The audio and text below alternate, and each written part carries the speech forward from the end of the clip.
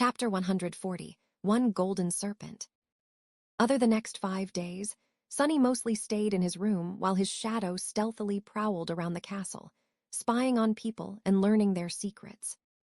Slowly, he began to understand the undercurrents that flowed beneath the seemingly peaceful surface of life in this pristine white fortress. Of course, in reality, things weren't peaceful at all, and as far from pure as one could imagine. But that was to be expected from a place where hundreds of lost youths lived with no hope of ever finding their way back home, away from all the restraints of civilization. He wasn't surprised at all. If anything, it was strange to see some semblance of law and order, no matter how detestable and revolting, persevere despite all the obstacles that stood in the way. Somehow, the inhabitants of the castle were able to coexist with each other in a fragile balance. The system was cleverly built in a way that allowed the abused to dream of a better life and restrained the abusers from going too far. Better life meant winning Gunlog's favor, while going too far meant losing it and being banished into the cold darkness of the outer settlement. Both fear and hope were created and firmly grasped by the Bright Lord. Their mere existence kept people in their places.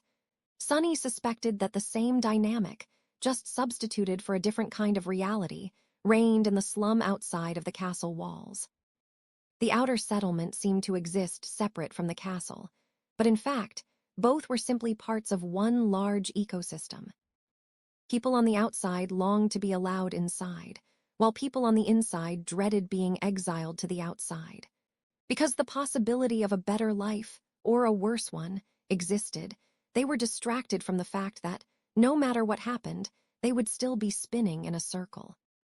Like a serpent biting its own tail, the Bright Castle and the outer settlement created a closed cycle of exploitation and abuse that, paradoxically, kept everyone in the dark city sane and alive. It was nothing short of ingenious. Of course, Sonny wanted no part of it. He didn't know how many people were currently surviving in the slum, but there were somewhere around 500 sleepers living in the ancient stronghold. However, not all of them shared the same status. There was a complex hierarchy in place, separating people into different castes. Some of these groups had a distinct place in the hierarchy, while others were less clearly defined. Most of the inhabitants of the castle, unsurprisingly, were directly serving Gunlog. They were guards, hunters, pathfinders, artisans, and handmaidens. Ruling over them were 5 lieutenants who answered directly to the Lord himself, each responsible for their own aspect of the day-to-day life of the fortress. The castle guard was the largest of these groups, consisting of around 150 men. They were in charge of guarding the stronghold and enforcing Gunlog's laws. Just like Castor had said, they were near the bottom of the totem pole in terms of power and status. Anyone with a remotely useful aspect ability could join the guard, and although their training was rather rigorous, actual opportunities to experience combat were few and far between.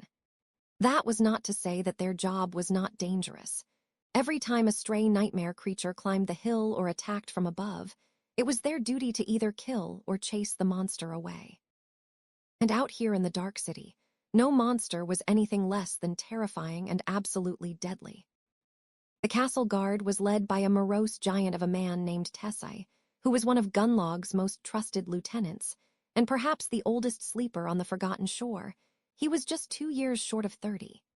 Tessai was a ferocious fighter and ruthless commander, holding his subordinates in an iron grip. Above the castle guard, there were hunters. These were the elites of Gunlog's forces, each possessing a powerful combat aspect, rich battle experience, and sharp wit to make use of both. There were around 50 of them, divided into 7 hunting parties. Each morning, as soon as the gates of the castle opened, one of the parties left the safety of the impregnable marble walls and ventured into the harrowing maze of the Dark City to hunt and kill awakened creatures. It was thanks to their efforts that people in the ancient stronghold had food on their plates. Without them, none of this would have been possible. Hunters were recruited from the ranks of guards, and becoming a hunter was a dream come true. That was because these professionals enjoyed plentiful rewards from the Lord, such as living in a room of their own as opposed to cramped barracks, better food, and access to various luxury items. Best memories and tools the bright castle could provide, as well as many other things. Of course, the other side of the coin was that their lives were often the shortest. Despite all their experience and preparations, many never returned from the hunts. And the only reason any did at all was the Pathfinders. Pathfinders served as guides for the hunting parties. Just as Effie had said, the secret to surviving in the Dark City was to find and kill comparatively weaker creatures without stumbling into something far more deadly. They made sure to do just that, track the awakened monsters without leading the pack of hunters into the jaws of fallen abominations. There were so few Pathfinders that Sunny even questioned whether they could be categorized as a group. In the whole castle, there were less than a dozen. Each of them was a seasoned veteran who earned his role through surviving long years of bloody battles in the ruins, and thus had a chance to live long enough to learn large areas of the Dark City like his own 5 fingers. Needless to say, all of them were incredibly fearsome combatants and enjoyed lavish, sometimes even decadent lifestyles. Both hunters and pathfinders were led by a charismatic man called Gemma. Gemma came to the Forgotten Shore in the same year as Gunlog and had helped him take control of the castle. Together, these 3 groups, guards, hunters, and pathfinders, formed Gunlog's army, which was simply known as the Host. Chapter 142, Behind the Scenes. There were 2 other groups of people that belonged to Gunlog. The first of them consisted of sleepers with useful utility abilities and their helpers. These people, known as artisans, played a very important role in the life of the castle. They were responsible for creating and maintaining various items that were either vital to survival or made existing on the Forgotten Shore less unbearable, such as clothes, tools, equipment, utensils, and various gear. Each artisan had a small team of less gifted sleepers helping them craft the necessary items. All in all, there were around 100 of them in total, with most of that number consisting of the assistants. They were led by a young woman called Kaido, who was a talented manager and had an ability that allowed her to change attributes of certain plants. The vegetables in Sunny's stew came from her garden. Since such an ability was nothing short of priceless on the Forgotten Shore, where food was scarce and mostly homogeneous, it wasn't surprising that she had become one of the lieutenants despite being much younger than the rest of them. The status of artisans was somewhat of a tense subject in the Bright Castle. Because they were largely non-combatants, guards felt that their position should be inferior to that of people actually risking their lives in vicious battles against nightmare creatures. Artisans, on the contrary, believed that the rarity of utility aspects and the vital role they played in maintaining the living conditions inside the castle should land them more prestige than the castle guard, which basically recruited any random nobody, enjoyed. This conflict had been simmering for a long time and was not going to be resolved anytime soon. Funnily enough, hunters, who risked their lives the most, did not care about the issue one way or another. Their leader, Gemma, however, was silently supporting the artisans and their chief, Kaido, which prevented the guards from being too forceful in their argument. The last group of people who belonged to Gunlog was the handmaidens. These were the young women Sunny had seen quietly performing various chores around the castle, like making sure that windows were properly closed before the onset of the night, or preparing and handing out food during mealtime. They were responsible for maintaining the castle itself, as well as serving the high-ranking members of the host. There were also around 100 of them. From what Sunny knew about the world, these poor girls should have been the prime victims of abuse within the walls of the ancient stronghold, but to his surprise, they were actually strangely revered, and even a little feared. The main reason for this was their leader, a mysterious and strikingly beautiful woman known as Seishin. Seishin not only took care of her handmaidens, but also secretly taught them how to defend themselves. The exact extent of their training was unknown, but Sunny clearly saw that members of the castle guard were very careful to behave themselves around handmaidens, most of the time. The other reason was that, like everything else in the castle, the young women technically belonged to Gunlog, and Gunlog was very particular about people laying hands on his belongings without permission. Even if some foolish guard was brave enough to anger Sation, no one with a desire to live was willing to get on the bad side of the Bright Lord. Sunny, however, was already scared enough by Sation herself. The first time he had sent his shadow to take a look at what the handmaidens were up to when no one was watching, it had almost gotten caught. That was the first time someone managed to sense his shadow. One moment, beautiful Sation was calmly standing with her back to the shaded corner where it was concealed, giving instructions to one of her subordinates, and in the next, she suddenly turned around and looked directly at the hiding shadow. Not knowing what else to do, Sunny shut his eyes and shifted all of his perception back. He was fairly sure that no one would be able to directly see the shadow. After all, his innate stealth enhancement was even more pronounced when it came to his silent companion. However, there were a lot of different aspects. Many awakened, for example, were able to feel when someone was looking at them. Praying that this was the case here, Sunny waited for a while before cautiously opening one eye. Luckily, this time, he didn't cause too much of a commotion. Confirming that Sation had returned to her conversation, he hurriedly sent the shadow away and made sure to stay away from the mysterious beauty and her handmaidens in general ever since. The last 100 people in the castle were those who paid tribute, but didn't serve Gunlog directly. There was no real name for this group, so Sunny simply called them tenants in his mind.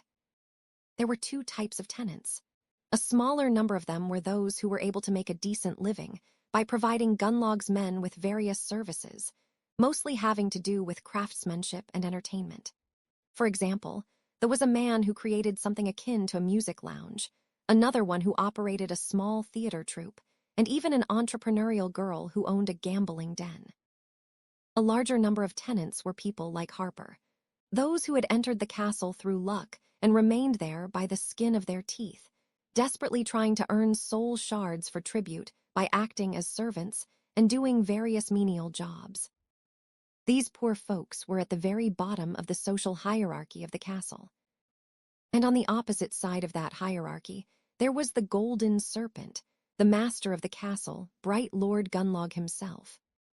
The man who, by Effie's description, was nearly immortal. On his 5th day in the ancient stronghold, Sunny had finally laid eyes on this loathsome tyrant. He didn't like what he saw at all. Chapter 143, Gunlog. Despite the fact that Gunlog's heavy presence permeated every centimeter of the castle, the Bright Lord himself was strangely elusive. He didn't show himself often, preferring to rule through his 5 proxies. Whether it was out of arrogance, paranoia, or some other reason, Sunny did not know. After the incident with Sation, he was afraid to let his shadow walk too freely and tried to avoid going anywhere near the fearsome master of the ancient stronghold. Because of these precautions, he had not seen Gunlog until their 5th day in the castle. As it turned out, when Golden Serpent did show up, he liked to leave an impression. Sunny and Cassie were about to receive their usual breakfast when the whole grand hall suddenly grew deathly silent. Feeling that something was wrong, they turned to the entrance, just in time to see a torrent of guards pouring inside. Sunny's heart skipped a beat. What's this? Fearing for the worst, he tried to think of the best way to escape, but luckily, the menacing soldiers of the host paid them no attention. Instead, they quickly dispersed around the hall and moved the long tables to the walls, creating a large open space in the middle. Cassie grasped Sunny's shoulder and whispered, "What is going on?" He hesitated, then answered uncertainly, "I'm not sure." Suddenly, he caught sight of Castor standing among the crowd. The handsome young man had a solemn look on his face. His gaze was turned to the dark alcove at the far end of the hall. One by one, all the sleepers turned to face the same direction. Sunny followed their example. Slowly, 5 figures stepped out of the darkness of the alcove and stood at the steps leading up to the throne. They were Gemma, Tessai, Sation, Kaido, and the last of the 5 lieutenants. When Sunny noticed him, an involuntary shudder run through his body. The 5th lieutenant had no official duties in the Bright Castle, but everyone here feared him the most. It was a strange, pale man with a bony face and glassy, emotionless eyes. His spine was twisted, making him appear deceptively short. The hunchback was wearing simple black clothes with no adornments and holding himself with a bit of awkwardness, as though uncomfortable with all the attention. His name was Harris, and he was Bright Lord's hidden blade and executioner. When someone needed to be disposed of, he was sent to carry out the punishment. If Gunlog wanted everyone to know about his displeasure, there would be rivers of blood left in his wake. If not, there wouldn't be even a single drop. People would just disappear, as though they had never existed. Harris was Gunlog's murderous shadow. Many of the inhabitants of the castle had seen nightmares in which they awoke only to see his glassy, cold eyes staring at them from the darkness. For some, those nightmares became a reality. Harris was willing and eager to follow any command of his master, no matter how vile. What disturbed Sunny the most, however, was that looking at Harris was like looking at a dark mirror. Despite the fact that they were almost nothing alike, for some reason, he couldn't help but recognize traces of himself in the sadistic butcher. Or, to be precise, of a possible future version of himself. In no way I am much more pleasant on the eye. Forcing himself to look away before the hunchback felt his stare, Sunny turned his head and looked at the tall man who had finally appeared from the darkness. At least he assumed that it was a man, and not some golden demon. Bright Lord Gunnalug was clad in a strange, gilded armor that covered his tall figure from head to toe, not leaving even his eyes exposed. It seemed simultaneously solid and liquid, almost flowing over his mighty muscles and broad, powerful shoulders. In the place where his face should have been, a smooth and empty expanse of polished gold reflected the frightened faces of hundreds of sleepers back at them. Sunny saw his own reflection staring at him and suddenly realized how small and weak he was in front of this brilliant giant. His legs trembled. The pressure Gunlog exerted on the space around him was almost palpable. All the people near Sunny were going through a similar kind of experience as him. Their faces were pale, their eyes wide, drops of sweat appearing on their temples. Even the lieutenant seemed slightly uncomfortable, affected by this oppressive aura just like the rest of them.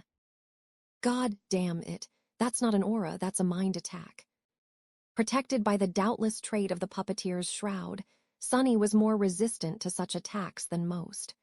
Gritting his teeth, he shook off the effects of Gunlog's psychic pressure and drew in a deep breath. Then he glanced at Cassie, concerned about her well-being. To his surprise, the blind girl was doing absolutely fine. Unlike the rest of them, she wasn't showing any signs of distress. Sunny stared at her and blinked a couple of times. The reflection, this all started when I saw my reflection in the visor of that bastard's weird armor. But Cassie is blind, so. It seemed as though Gunlog wasn't actually attacking them. It was just an enchantment of that strange golden armor of his. Whoever looked at its mirror-like face was immediately assaulted by a crippling feeling of awe, dread, and the crushing desire to submit. What kind of a memory can practically paralyze several hundred people just from its passive effect? Sunny thought, astonished. How is this possible? Meanwhile, Gunlog approached the empty white throne and gracefully sat down. The light falling from the numerous holes in the back wall of the alcove reflected from his armor, making it appear as though he was enveloped by a bright radiance. The golden mirror that served him as a face turned to gaze at the rows of sleepers trembling at his feet. A few moments later, a deep and insidious voice resounded from all around them, as though the castle itself was whispering into their ears. Ah, what a nice day it is today. A perfect day for justice, don't you think, my precious wards? I've heard that there's a criminal hiding among us today. Well, am I not fair? Am I not just? Let me show you how just I am. Chapter 144, Rite of Challen. Sunny felt cold sweat running down his back. Shaken by Gunlog's serpentine voice, he was tempted to fall to his knees and beg for forgiveness. However, he also understood that every person in the Grand Hall currently felt the same urge. Everyone here had done something that might be considered a crime by the tyrant. He almost expected to hear people begin confessing their sins. But at that moment, a strange commotion at the doors attracted his attention. Moving with menacing determination, 2 guards dragged a man to the center of the hall and threw him on the floor. The man was dressed in rags and painfully lean, which betrayed his nature as a dweller of the outer settlement. However, there were ropes of powerful muscles rolling under his thin skin, and an angry, fearless look in his eyes that made the man appear proud and defiant. Throwing a contemptuous stare at the guards, he picked himself up from the floor and stood up, his back straight and his head held high. There was no ounce of fear on his face. Instead, there was dark, furious resentment. Gunnlog looked down on the brave man from his throne and slightly tilted his head. The outsider grimaced after seeing his reflection in the golden mask, but still didn't lower his head. That's pure willpower, Sunny thought, impressed by the stranger. Meanwhile, Bright Lord's voice resounded in the grand hall once again. My wards, we have a guest today. This man, called Jubei, is visiting us from the outer settlement. Recently, he had been heard leveraging an accusation against one of my men. As a just and benevolent lord, I have invited Jubei here to plead his case and expose the criminal. We must get to the bottom of this matter. After all, the law is our only guiding star in this dark world. Despite being free from the psychic pressure emanated by Gunnlog's armor, Sunny still felt strangely affected by his deep, soft voice. He even got goosebumps. With or without the golden memory, Bright Lord possessed a powerful and ingratiating charisma. It was hard not to listen to him. But the man called Jubei just smirked. That's right. I'm here to accuse one of your thugs, Gunnlog. Let's see how you'll get out of this one, bastard. With that, he raised one hand and pointed a finger at the group of hunters, watching the proceeding from their usual corner of the grand hall. That man right there, one of your so-called pathfinders, is guilty of murder. He had killed an innocent kid in the most repugnant of ways. I've been watching you and your minions commit all sorts of vile crimes over these years, but enough is enough. Today, I'll see him answer with his life for what he did. A wave of shocked whispers ran through the crowd. Accusing a pathfinder was not something a sane person would ever do. Due to their venerated status, these men were nearly untouchable. And yet, Jubei seemed unrelenting. Gunnlog spoke. Is that so? That is a heavy accusation, Jubei. Please tell us more. The man from the outer settlement gritted his teeth. That scum and his people lured a naive kid into their party by promising him all kinds of rewards and riches. They told him that he is going to become one of them and come to live in your damn castle. But in reality, they just fed him to the monsters as bait. He spat on the floor. You dare to call yourself hunters, you damn cowards. Don't you have any shame? A heavy silence settled in the grand hall. People were now staring at the group of hunters with dark expressions on their faces. The inhabitants of the castle were used to pretending to be blind to all kinds of wicked deeds, but all those deeds were committed by humans against other humans. What they couldn't forgive was a human being betraying another of their kind to the nightmare creatures. In the dark city, this was tantamount to sacrilege. Gunnlog turned his head to face the hunters, who shivered under his gaze. Is this true? The oldest of the group, the Pathfinder, glanced darkly at Jubei and scowled. There must be some kind of a misunderstanding, my lord. The boy in question was a highly valued member of my party. We all had high hopes for his future. His death saddened all of us a great deal. His voice was steady and calm, perhaps even a little too calm. Jubei snarled. Lies. I happened to be hunting on that day myself and saw everything with my own 2 eyes. I know what you did, bastard. Gunnlog turned to face the crows and sighed. After some time had passed, he solemnly said, What an unfortunate situation. It seems that it is your word against his, Jubei. What to do? What to do? I trust my brave men wholeheartedly, of course. Who would be so ungrateful as to distrust these heroes when they are the ones keeping you all alive? Surely, there's no one that vile and wicked among you, my precious wards. Sunny held his breath, feeling singled out by the insidious voice. The chilling threat hidden behind these words was not very subtle. Gunnalug was silent for a few moments, battering the crowd with his oppressive psychic aura. Then he turned away, letting the people breathe, and said, "But it would be unbecoming of me to play favorites in such a grave matter. And this matter, oh, it is grave indeed. What a dilemma. How do we uphold justice, my wards?" In the ensuing silence, Gemma, the leader of both hunters and pathfinders, suddenly spoke. "My lord, if I may speak, isn't there a law that suits this situation perfectly? It has existed for as long as humans lived in this ancient castle. I'm talking, of course, about the right of challenge." He glanced at Jubei and smiled. If this brave hunter has any shadow of doubt about his accusation, he should step down.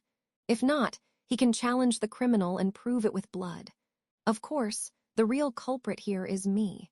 As the person responsible for these men, any crime they commit in their roles as hunters is my fault. Gemma's charismatic smile was wide and friendly. "So how about, Jubei? Will you step down, or do you want to challenge me?"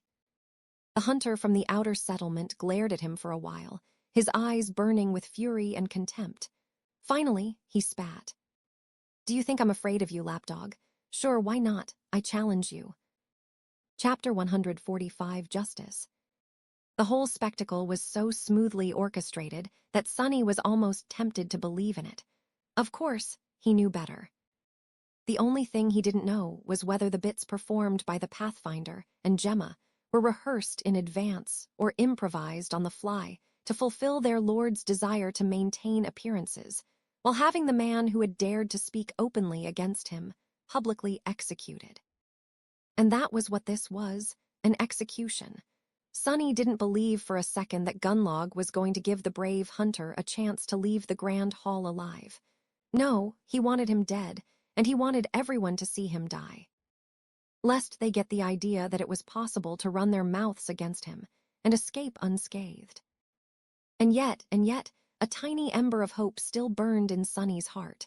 From the looks of it, Jubei was an experienced hunter, a capable, seasoned warrior who faced numerous monsters and ended up on top every time. He was very strong, with enough willpower and resolve to crush rocks into dust. Perhaps a miracle would happen. No matter how small, there was a possibility. That's why Sunny couldn't understand why Gunnlog would be willing to risk his right-hand man's life in this farce. As though reading his thoughts, the Bright Lord spoke. "A challenge? Ah, so be it. This is a sacred tradition indeed. As long as good men are willing to put their lives on the line for the sake of righteousness, depravity can't win." The crowd of sleepers exploded into whispers. Some of them were tense and somber, others filled with dark anticipation. The corner of Sunny's mouth turned downwards. From what he could see, depravity had already won, or at least gotten the upper hand. But Gunnlog wasn't done speaking.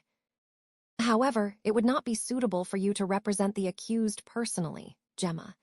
The Bright Castle can't afford to lose you, my friend. Jubei, would you mind if the accused chose another champion?"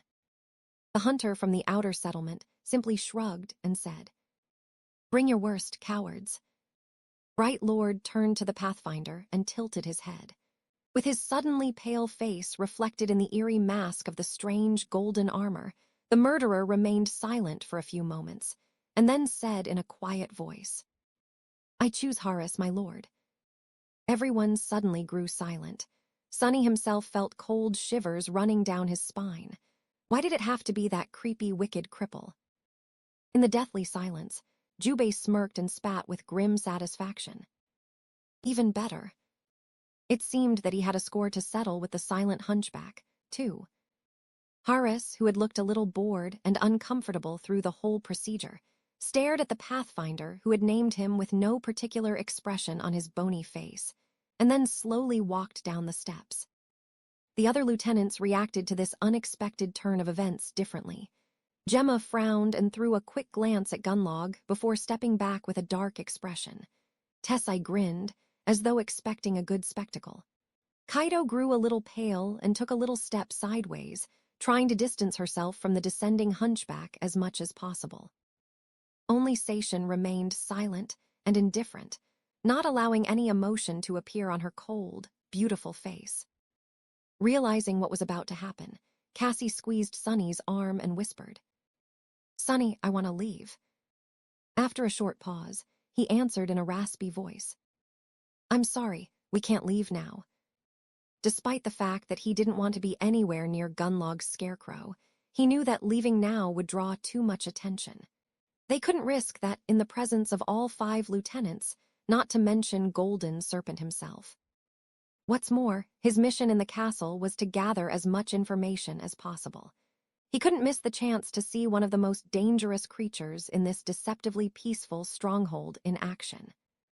And there was this dark feeling deep within his heart that one day, somehow, he and Horace were going to end up bloodied, with only one of them walking away alive from the fight. It was as though an invisible thread connected them together. Perhaps it was a string of fate.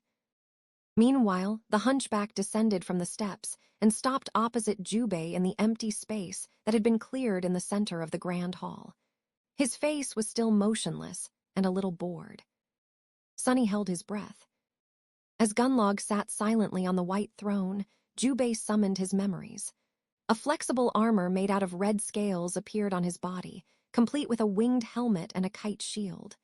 In his hand, a curved scimitar weaved itself from the sparks of light. Its blade was as sharp as a razor. The hunter glanced at Horace and said in a steady voice, "Let's see what you're capable of, Butcher." The hunchback just looked at him with his glassy eyes and silently allowed his thick cloak to fall on the floor. Then, he grimaced and straightened his spine as much as he could, suddenly losing the appearance of a small and fragile cripple. At his full height, Horace towered above most of the sleepers in the grand hall, losing only to the giant Tessie. His monstrous, twisted shape radiated a sense of deep, bestial power. He didn't bother to summon any memories, staring at the hunter with the same cold indifference. Jubei scowled. So be it. Full of anxiety, Sunny held his breath. The proud hunter lunged forward, raising his shield, and at the same time slashing with the scimitar. His movements were incredibly fast and nimble, his technique sharpened by years of bloody battles in the Dark City and guided by rich experience. Good, he's good. Did Jubei really have a chance?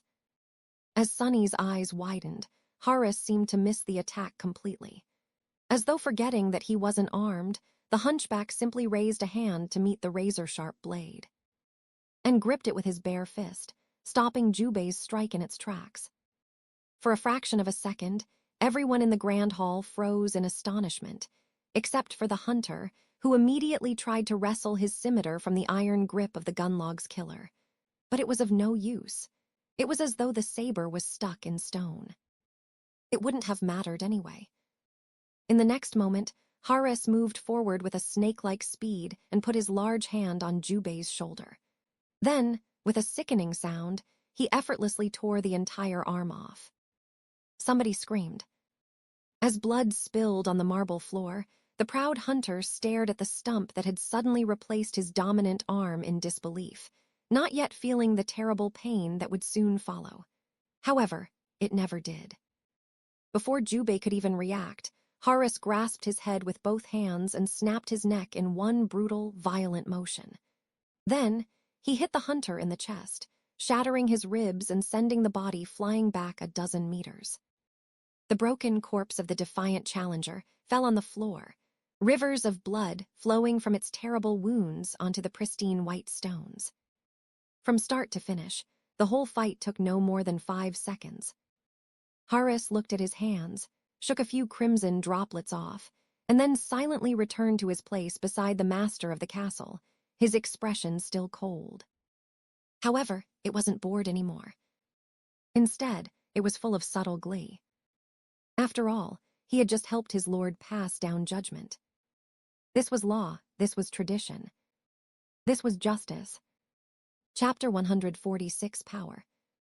Several hundred sleepers stared at the disfigured body, horrified. Jubei's scale armor disappeared in a rain of light, leaving him dressed only in torn, bloodied rags. A surprised, dazed expression was still frozen on his face. Awash in blood and broken, the man who had been proud and defiant just a minute ago was now nothing but a pathetic corpse. He was sprawled on the floor in a glistening crimson puddle, reminding everyone of one simple truth. Never, ever dare to disobey Gunlog, the Bright Lord, or you'll end up just the same. Sunny was probably one of the only two people in the grand hall who wasn't looking at the corpse. Instead, he was looking at Horace. Horace himself was staring at the wall, absolutely disinterested in the gruesome fruit of his dark labor. What else was I hoping for? Stupid. Hope is a poison. It will only get you killed.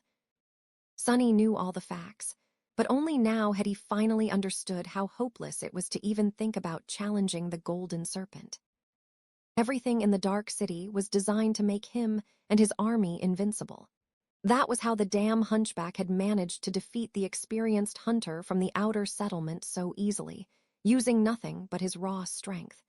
He hadn't even had to show his aspect ability. Why was the divide in their physical prowess so vast? That was because with every human in the Dark City possessing the same dormant core, there were only two things that could make someone more powerful than the rest: soul, essence, and memories. And both were monopolized by Gunlog. Only he possessed the manpower and knowledge to freely hunt in the Dark City. This way, he had become the only person with a reliable source of both soul shards and memories in his possession. Whatever crumbs the independent hunters were able to acquire would inevitably end up in his hands, too, because Gunlog also controlled the primitive economy in this cursed place. By providing food and safety in exchange for the so-called tribute, he made sure that all the resources would flow in only one direction: into his hands. With soul shards and a vast arsenal of memories, he could make his army stronger, which in turn would bring him more soul shards and memories, which in turn would make his army stronger, and so forth. It was a simple, perfect, and harrowing cycle that made his power more and more absolute with each revolution. By the time Sunny, Nephi's, and Cassie had arrived in the Dark City, the divide between Gunlog's forces and everyone else here was too wide to ever be bridged. Sunny had no doubt that most of the elite warriors of the host had their cores saturated with soul essence to the brim. There was a limit to how many soul shards a nightmare spell carrier could absorb before reaching the bottleneck of their rank, although few ever did. Advancing to the next rank removed that bottleneck and enhanced their bodies according to the saturation level of the core. But with no way to advance, people in the Dark City could only rely on the raw amount of soul essence to accumulate power. This meant that within these ancient walls, sworn into servitude to a single man, there lived the most powerful group of sleepers to ever exist in human history. And this was the man Nephi's planned to kill. With a shudder, Sunny remembered Effie's words. No sleeper can defeat Gunlog ever. It's simply impossible. He also remembered dozens of skulls, swinging in the wind above the castle gates. Curse it all, what is she going to pull me into this time? I really have to persuade her to give up for once. My life might depend on it. But somehow, he doubted that changing star even knew how to give up, at least not when it came to her mysterious goal. Curses. Sunny was so consumed by these dark thoughts that he even neglected to listen to Gunlog's farewell speech. He had the general idea of what kind of bullcrap the bastard was proselytizing anyway. Soon, the Bright Lord had left his white throne and disappeared into the darkness behind it. The lieutenants followed, with Horace being the last one to leave. As soon as they were gone, the body of Jubei was unceremoniously dragged away, and a group of handmaidens silently wiped the puddle of blood off the pristine marble floor. The tables were moved back to their places, and the crowd of sleepers was invited to return to their breakfast, as if nothing had happened. However, Sunny had completely lost his appetite. Leading Cassie away, he glanced at the plates full of food and thought without humor. I guess there's a first time for everything. For the remaining 2 days, Sunny had done nothing but frantically gather information. Knowing that he will be leaving the castle soon, he became a little bit bolder in where to send his shadow. He spent a lot of time spying on the hunters and pathfinders, learning their tactics and secrets. He observed how guards were trained. He learned which artisans were important and which were not. The only caste he tried to avoid was the handmaidens. He even studied various engravings and stone carvings that decorated the walls of the castle. Finally, the week they had paid tribute for came to an end. On the dawn of the 8th day, Sunny and Cassie once again appeared in the large hall with beautiful stained glass windows and saw the gates of the castle.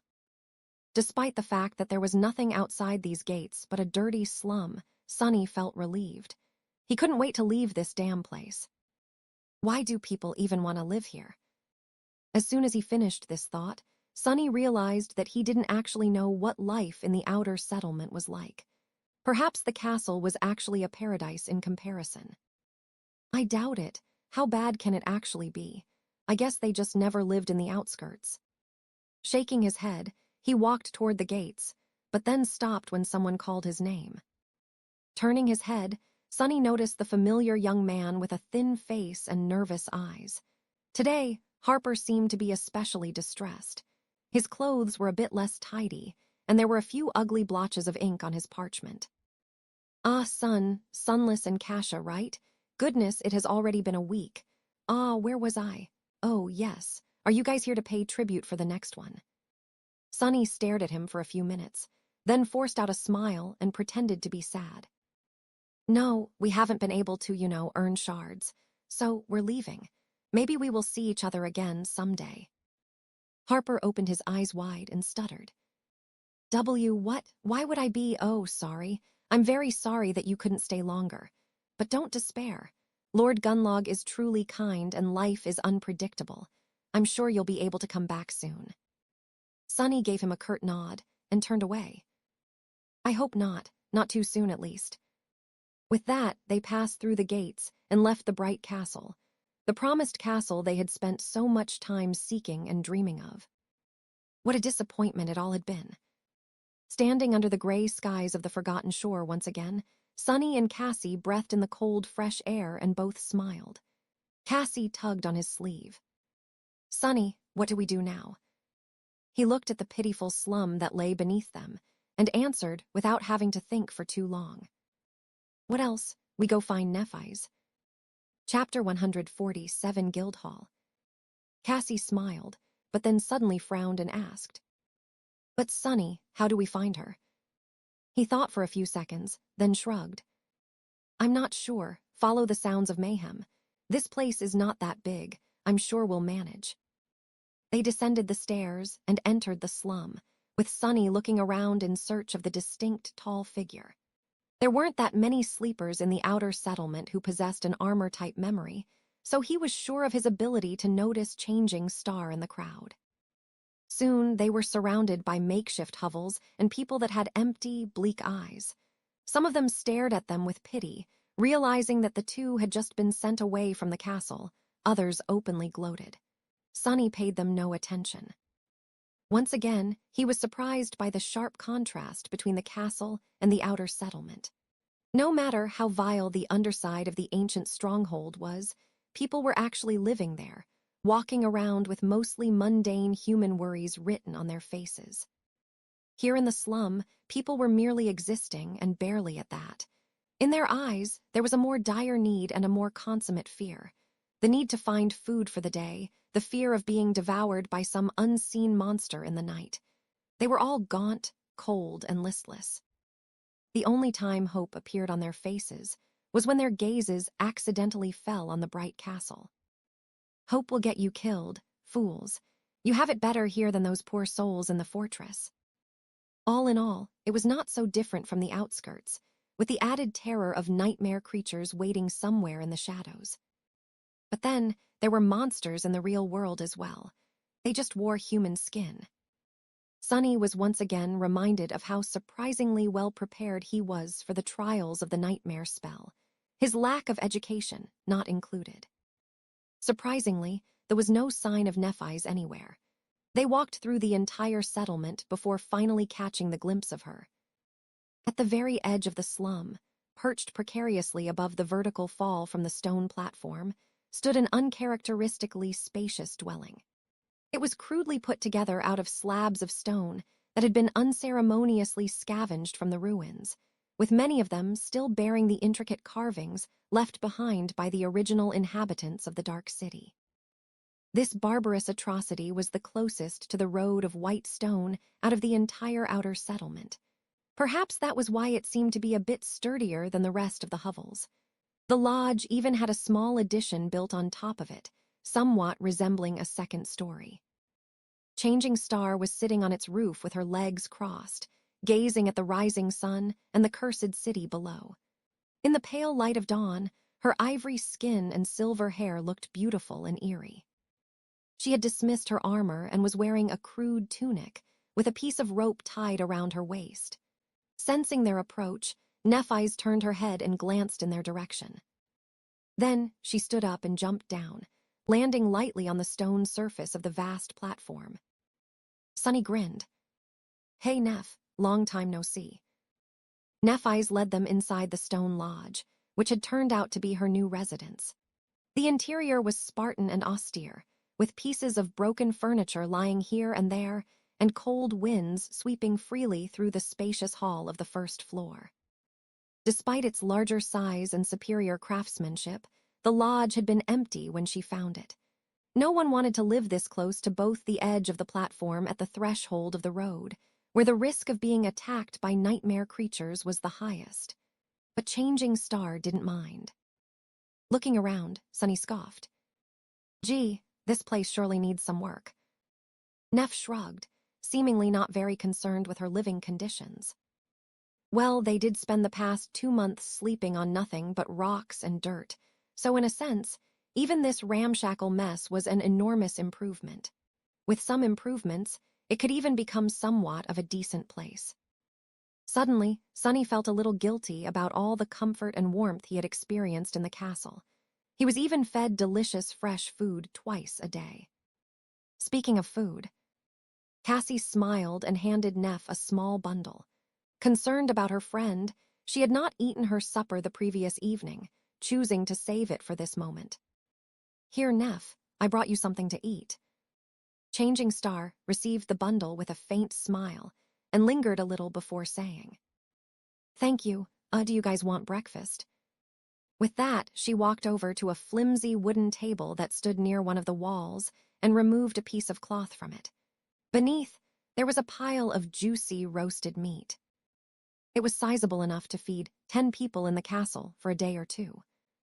Sunny stared at the meat blankly, then moved his eyes to stare at Nephi's. "Where the hell did you get all this meat? We thought you would be starving here in the outer settlement." She touched her hair in embarrassment. "Oh, a few nights ago, a big monster came from the road. I and a few other people managed to kill it. This is my share of the spoils." Cassie opened her eyes wide. "But I thought that Gunlog's men were supposed to fight off nightmare creatures." Changing Star remained silent for a few seconds. "They do if the castle is attacked, either from the slopes of the hill or from the sky. If the monsters come from the road, they usually don't bother to do anything. So that's why all the nearby hovels were empty. Who would want to live in the direct path of attacking nightmare creatures, especially since people who were supposed to fight them weren't going to move a finger to help?" Sunny smiled darkly. "That's the glorious castle guard for you. Wait." He blinked, then glared at Nephi's. "If that is true, then why on earth, dream realm, would you choose to live in this pit of all places?" She stared at him for a while, then said in a flat tone, "It's quiet here." Then a small smile appeared on Neph's lips. Turning to a window, she added, "I like it." Chapter 148, Last Harvest. Behind the window, a striking vista of the cursed city sprawled far below. The morning sun washed the ruins in a pale light, making them look menacingly mysterious. Nephi smiled. "Besides, what can compete with this killer view?" As though answering her words, a ghastly wail resounded from somewhere far away, echoing in the wind like a dying scream. Sunny trembled. I guess she meant it literally. With a sigh, he put Changing Star's strange choice of habitat at the back of his mind and approached the pile of meat. "Let's eat first." The three of them sat on the stone floor and ate monster meat, passing around Cassie's beautiful glass bottle between each other. It was just like the good old times, provided that those times were not actually that old, and there had certainly not been anything good about them. Almost. When all three of them were satiated, Nephi's looked at Sunny with calm intensity. For some reason, he was reminded of the unseen waves of pressure that Gunlog created anywhere he went. "What have you learned in the castle?" He sighed. This was going to be a long conversation. Sunny started by describing the general order of things in the ancient stronghold. He told Neff about the 6 different castes and the complex relationships that existed between them, as well as briefly explaining how the members of each caste lived their lives. Sometimes, Cassie would add a few details of her own. Changing Star frowned. "Wait, did you say that there were 500 people living in the castle?" Sunny gave her a nod. "Yes, somewhere around that. Why?" She thought for a bit, then said, "That doesn't make sense. There are almost as many people here in the outer settlement, perhaps even more. That would put the human population of the Dark City at around 1,000. Most of them are fairly young, too, which would mean that each year, hundreds upon hundreds of us are sent to the Forgotten Shore, with most somehow managing to survive and reach the Bright Castle." She paused. "But I haven't seen a single sleeper of our crop here in the slum. As far as I know, we 3 are the only ones to come to the Dark City after the recent solstice." Sunny scratched the back of his head and said with reluctance, "Actually, it's 4. Castor is also here. He's living comfortably in the castle." Nephi's suddenly grew strangely animated. "Castor of the Hanley clan. He is here." "No need to be so enthusiastic, damn it." Sunny tried not to grimace. "Yeah, he had been here pretty much this entire time. Actually, Castor had told us that there were only 7 sleepers sent to the Forgotten Shore by the spell this year. Strange, I know." He paused for a few moments, and then added, "Truth be told, I noticed this discrepancy as well. But there is an explanation. You see, there seems to be a pattern to how many people the spell sends here. 15 years ago, when a bunch of crazy humans first laid claim to the castle, there would be just a dozen or so newcomers each year. Then a few dozen. Then 100. In the past few years, it was several hundred each time."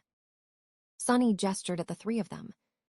"Until this year, that is, when mere 7 sleepers arrived.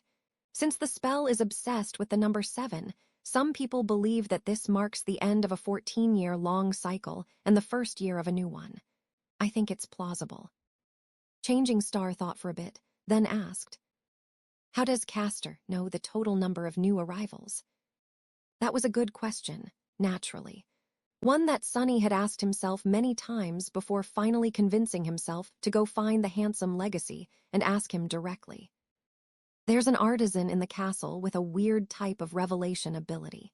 She can trace the general location of everyone a person had ever met. Castor paid her a bunch of soul shards to check if any of his acquaintances made it to the Forgotten Shore. She told him there were 6. Nephi's was silent for a few moments, then simply said, "Continue." Sunny did. He briefly mentioned the main points of everything he had been able to learn, including all the vile crap he had to witness, and his own thoughts on how things worked under the pristine white surface of the magnificent fortress. Inevitably, he had to describe how ingenious and unassailable Bright Lord's hold over the Dark City was. Cassie grew pale and quiet during his somber account. Changing Star's face grew darker and darker with each word. When he told her about the travesty of a trial that ended with Jubei's harrowing death, and shared his own thoughts on how powerful the host truly was, the corners of her mouth turned downward. Finally, he came to the conclusion. "And that is why Gunlog can never be defeated. He controls every facet of life here, both material and abstract. Food, shelter, hope, fear, everything comes under the purview of his authority, and his authority is absolute. Even power itself is his to give and take. Out here, Gunlog might as well be considered a god." Nephi's remained silent for a long time, and then quietly said, "He is not a god, he is just an imposter." Sunny chuckled. "In this hell, is there a difference?" She glanced at him sharply and gritted her teeth. After a few minutes spent in tense silence, Neph suddenly said, "Still, that only explains why Gunnalug can't be overthrown in a rebellion. Why didn't anyone simply kill him in his sleep? Why didn't one of his lieutenants stage a coup? After all, this is how tyrants usually end, by the hand of their most trusted ally. Sunny smiled darkly. Ah, well, that is because up until now, I only told you about his power as a ruler, which is, by all accounts, nothing short of terrifying, but his personal power. He shivered, then added in a hoarse voice. It's way worse. Chapter 149, Dark Diver. Sunny was silent for a while, then sighed. Do you remember how Effie told us that he might as well be considered immortal? Well, she wasn't wrong. Apart from the fact that Gunlog has probably absorbed more soul essence and has more experience fighting both Nightmare Creature and Awakened than anyone else on the Forgotten Shore, there's more to him than that. Nephise frowned. Is his aspect ability uniquely powerful? Sunny shook his head. His aspect ability is that he is able to breathe and move with incredible speed underwater, but it is connected to what I am about to tell you. He hesitated. You see, Gunlog came to the Dark City around 8 years ago. Since his ability was of no use in the ruins, he quickly became an outcast. From what I was able to learn, things were even darker in the castle back then. Strength decided everything, and anyone without strength wasn't even considered to be human. Sunny shuddered. He could imagine it vividly. This was, by far, the most cruel and bloody time in the history of the Bright Castle. Right after the last member of the original cohort to conquer the ancient stronghold had perished, and before Gunlog took control, things balanced at the edge of madness for a while. Say what you want about the bastard, but at least he kept the humans here from turning into animals completely. Sunny continued. But Gunlog, he turned out to be mad even by those standards, because he actually began to hunt in the Dark Sea. Changing Star blinked. What? He nodded. Yes, at dusk, he would dive from the city wall into the black water to scavenge the soul shards from the monsters of the labyrinth that were crushed by the flood, racing against the approaching horrors of the depths. And at dawn, he would dive into the retreating sea to scavenge meat from the remains of creatures that the dwellers of the depths had killed and left behind. Nephise silently stared at him. They had met the abominable existences that hid beneath the black surface of the cursed sea twice, and each of these harrowing meetings had left scars on their souls and minds. To do so twice a day, every day, Gunlog was indeed a madman. But he was also somewhat of a mad genius. Sunny took a deep breath. And this is how he turned from a desperate outcast into the Bright Lord. One day, Gunlog was pulled away by a current, and once the sea disappeared, stumbled onto a mortally wounded, dying Leviathan. The creature was still alive, but just barely. Knowing that the carrion eaters of the labyrinth will soon come to feast on it, Gunlog began cutting the meat of the creature's bones with his knife. He paused, then said in a strangely dark voice, By chance, the Leviathan happened to die from its terrible wounds at that exact moment.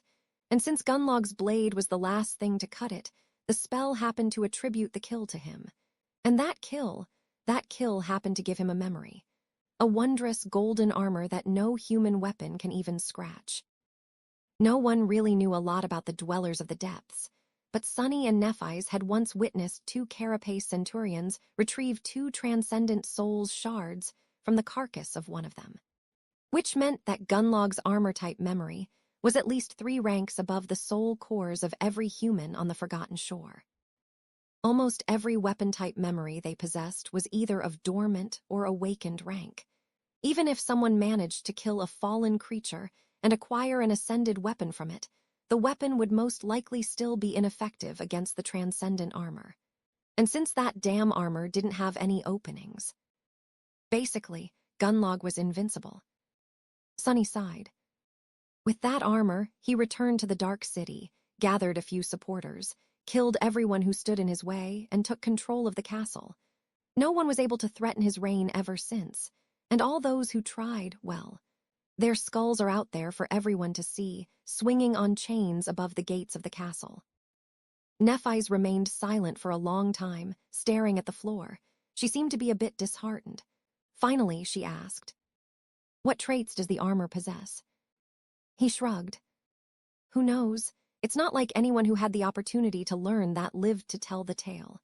The only thing widely known about the golden armor is that it is made out of some strange liquid metal and that it emanates a field of crushing psychic pressure. But even that is not entirely true. Actually, it only affects those who look at their reflection in the visor. Cassie wasn't affected at all. The blind girl raised an eyebrow, only now learning that everyone except for her always felt incredibly oppressed in Gunlog's presence. For once, her terrible flaw gave her an advantage. It had also allowed Sunny to learn a valuable secret, but he had no time to be happy about it. The most important part of this conversation was drawing close. He had to convince Changing Star to abandon any idea of going against Gunlog. Otherwise, all three of them were going to end up dead. Sunny looked at her and asked in a carefully neutral tone, "So, what do you think?" Changing Star was quiet for a while, then suddenly said, "I have also learned something while you were gone." Sunny frowned slightly. Was she trying to avoid this conversation? Feeling heavy and uncertain, he asked, "Really, what is it?" However, in the next second, he had forgotten all about his previous worries, because Nephi's looked him right in the eyes and said, "There is a gateway here, after all." Something exploded in Sunny's mind. What, there is a gateway? Stunned, he stared at Neph with wide eyes. How could this be? Why hadn't anyone ever mentioned it? No, it didn't make any sense. If there was a gateway, why would people just stay in the Dark City? Why were both Effie and Castor so adamant that there was no way out? A familiar dark feeling of unease settled in his heart. Trying to compose himself, Sunny slowly said, "Then why hasn't anyone left? Where is it?" Nephi's looked at the window, remained silent for a few moments, and then answered in a flat tone. "Where do you think? It's in the Crimson Spire, of course." Chapter 150, Hunting Party. The Crimson Spire, that eerie and ever-present shadow that had hunted him all this time. The Cyclopean tower that stood at the center of the labyrinth, or maybe was the source of it, emanating a harrowing sense of foreboding. The background for the last part of Cassie's vision. Of course, the damn gateway just had to be in that damn spire. Sunny sighed. This was unwelcomed, but not unexpected news. After all, Inspector Rock did warn them that, should they ever find themselves in a region of the dream realm without an established human citadel, they should look for the gateway either around or inside the most prominent landmark there. The Crimson Spire loomed over the entire forgotten shore like an axis connecting heaven to earth. It was hard to imagine anything more prominent. Ever since Cassie had first told them about it, deep down, Sunny always suspected that they were going to end up having to enter that creepy tower at some point. After the revelation that there was no gateway in the human castle, that suspicion only grew stronger. But wait, there was something else that Instructor Rock had told them. Work together to defeat the Gateway Guardians. Wasn't these his words? So who is guarding the Crimson Spire?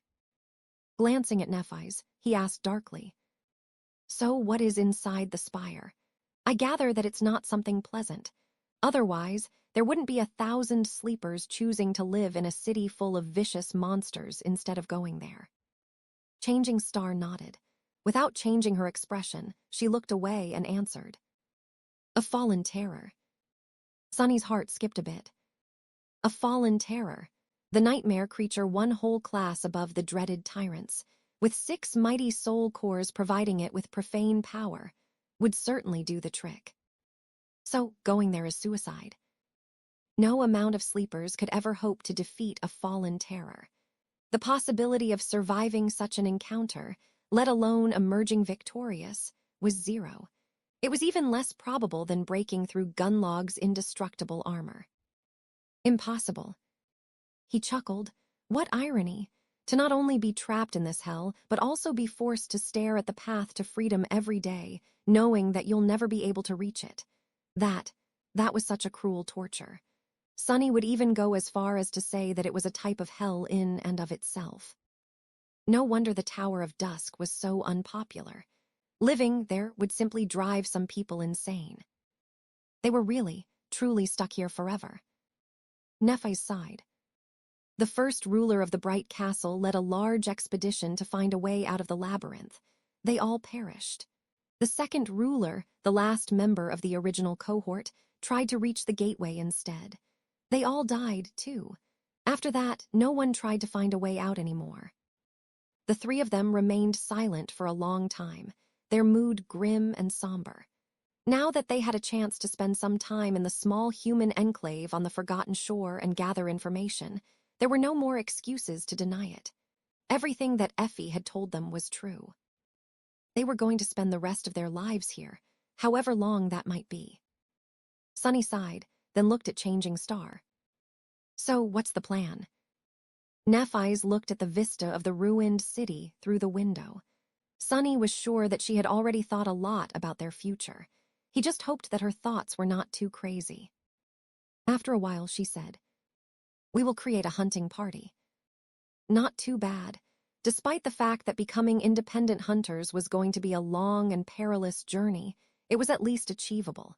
They just had to be smart and careful about it. He scratched the back of his head. Going into the dark city blind will be very dangerous. Nephi shrugged, then turned to face him.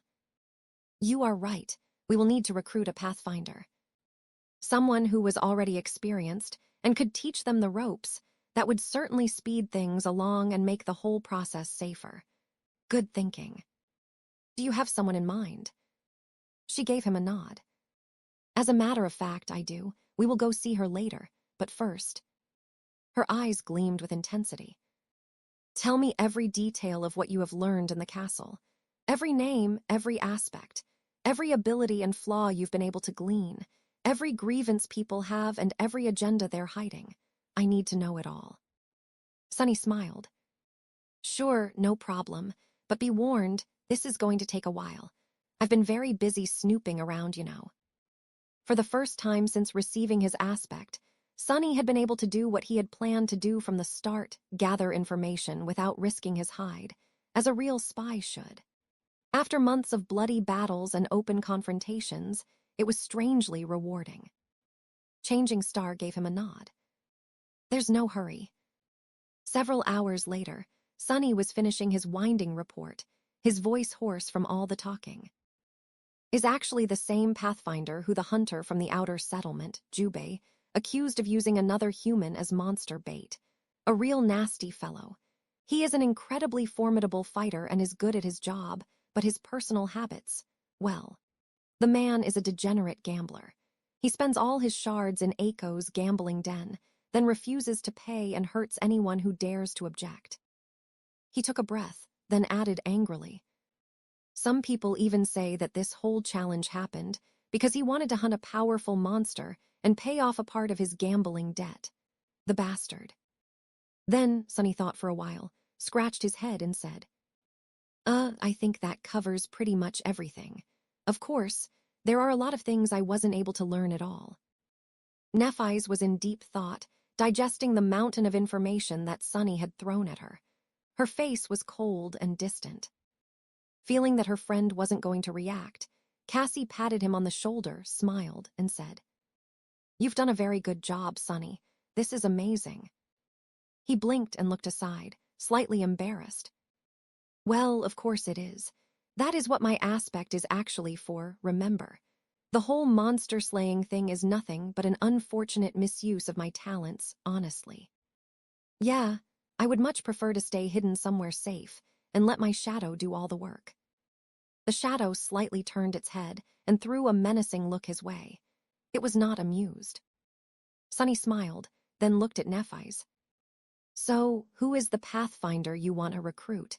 There can't be a lot of experienced hunters in the outer settlement, right? And each of them must have their hunting party already. How are we going to persuade one to join us? Changing Star lingered, then said in a strangely tense voice. Yes, everyone who is worth something has their own party, except for one person.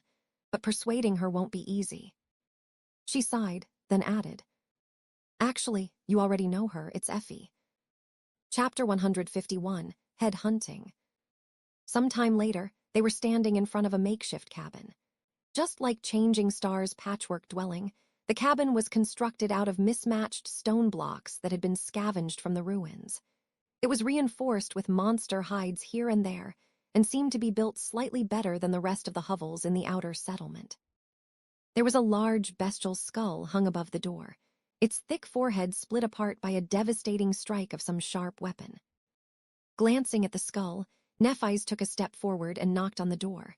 However, no response followed. Sunny sighed. Maybe she's not home. Instead of an answer, Changing Star frowned and banged on the door with her first. The first strike was somewhat gentle, but by the last, the bestial skull was on the verge of flying off the wall. A sleepy and irritated voice sounded from the inside. I swear to gods, whoever you are, you'd better be a nightmare creature. A few moments later, Sunny heard the sound of footsteps approaching the door. Before it opened, though, Nephi's suddenly spoke. Sunny, turn away. Hearing a strange urgency in her voice, he scowled and did as she had asked.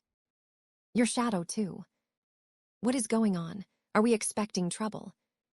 As he was staring away from the cabin, the creaking of wood informed him that the door was flung open. Who the hell is O? It's you.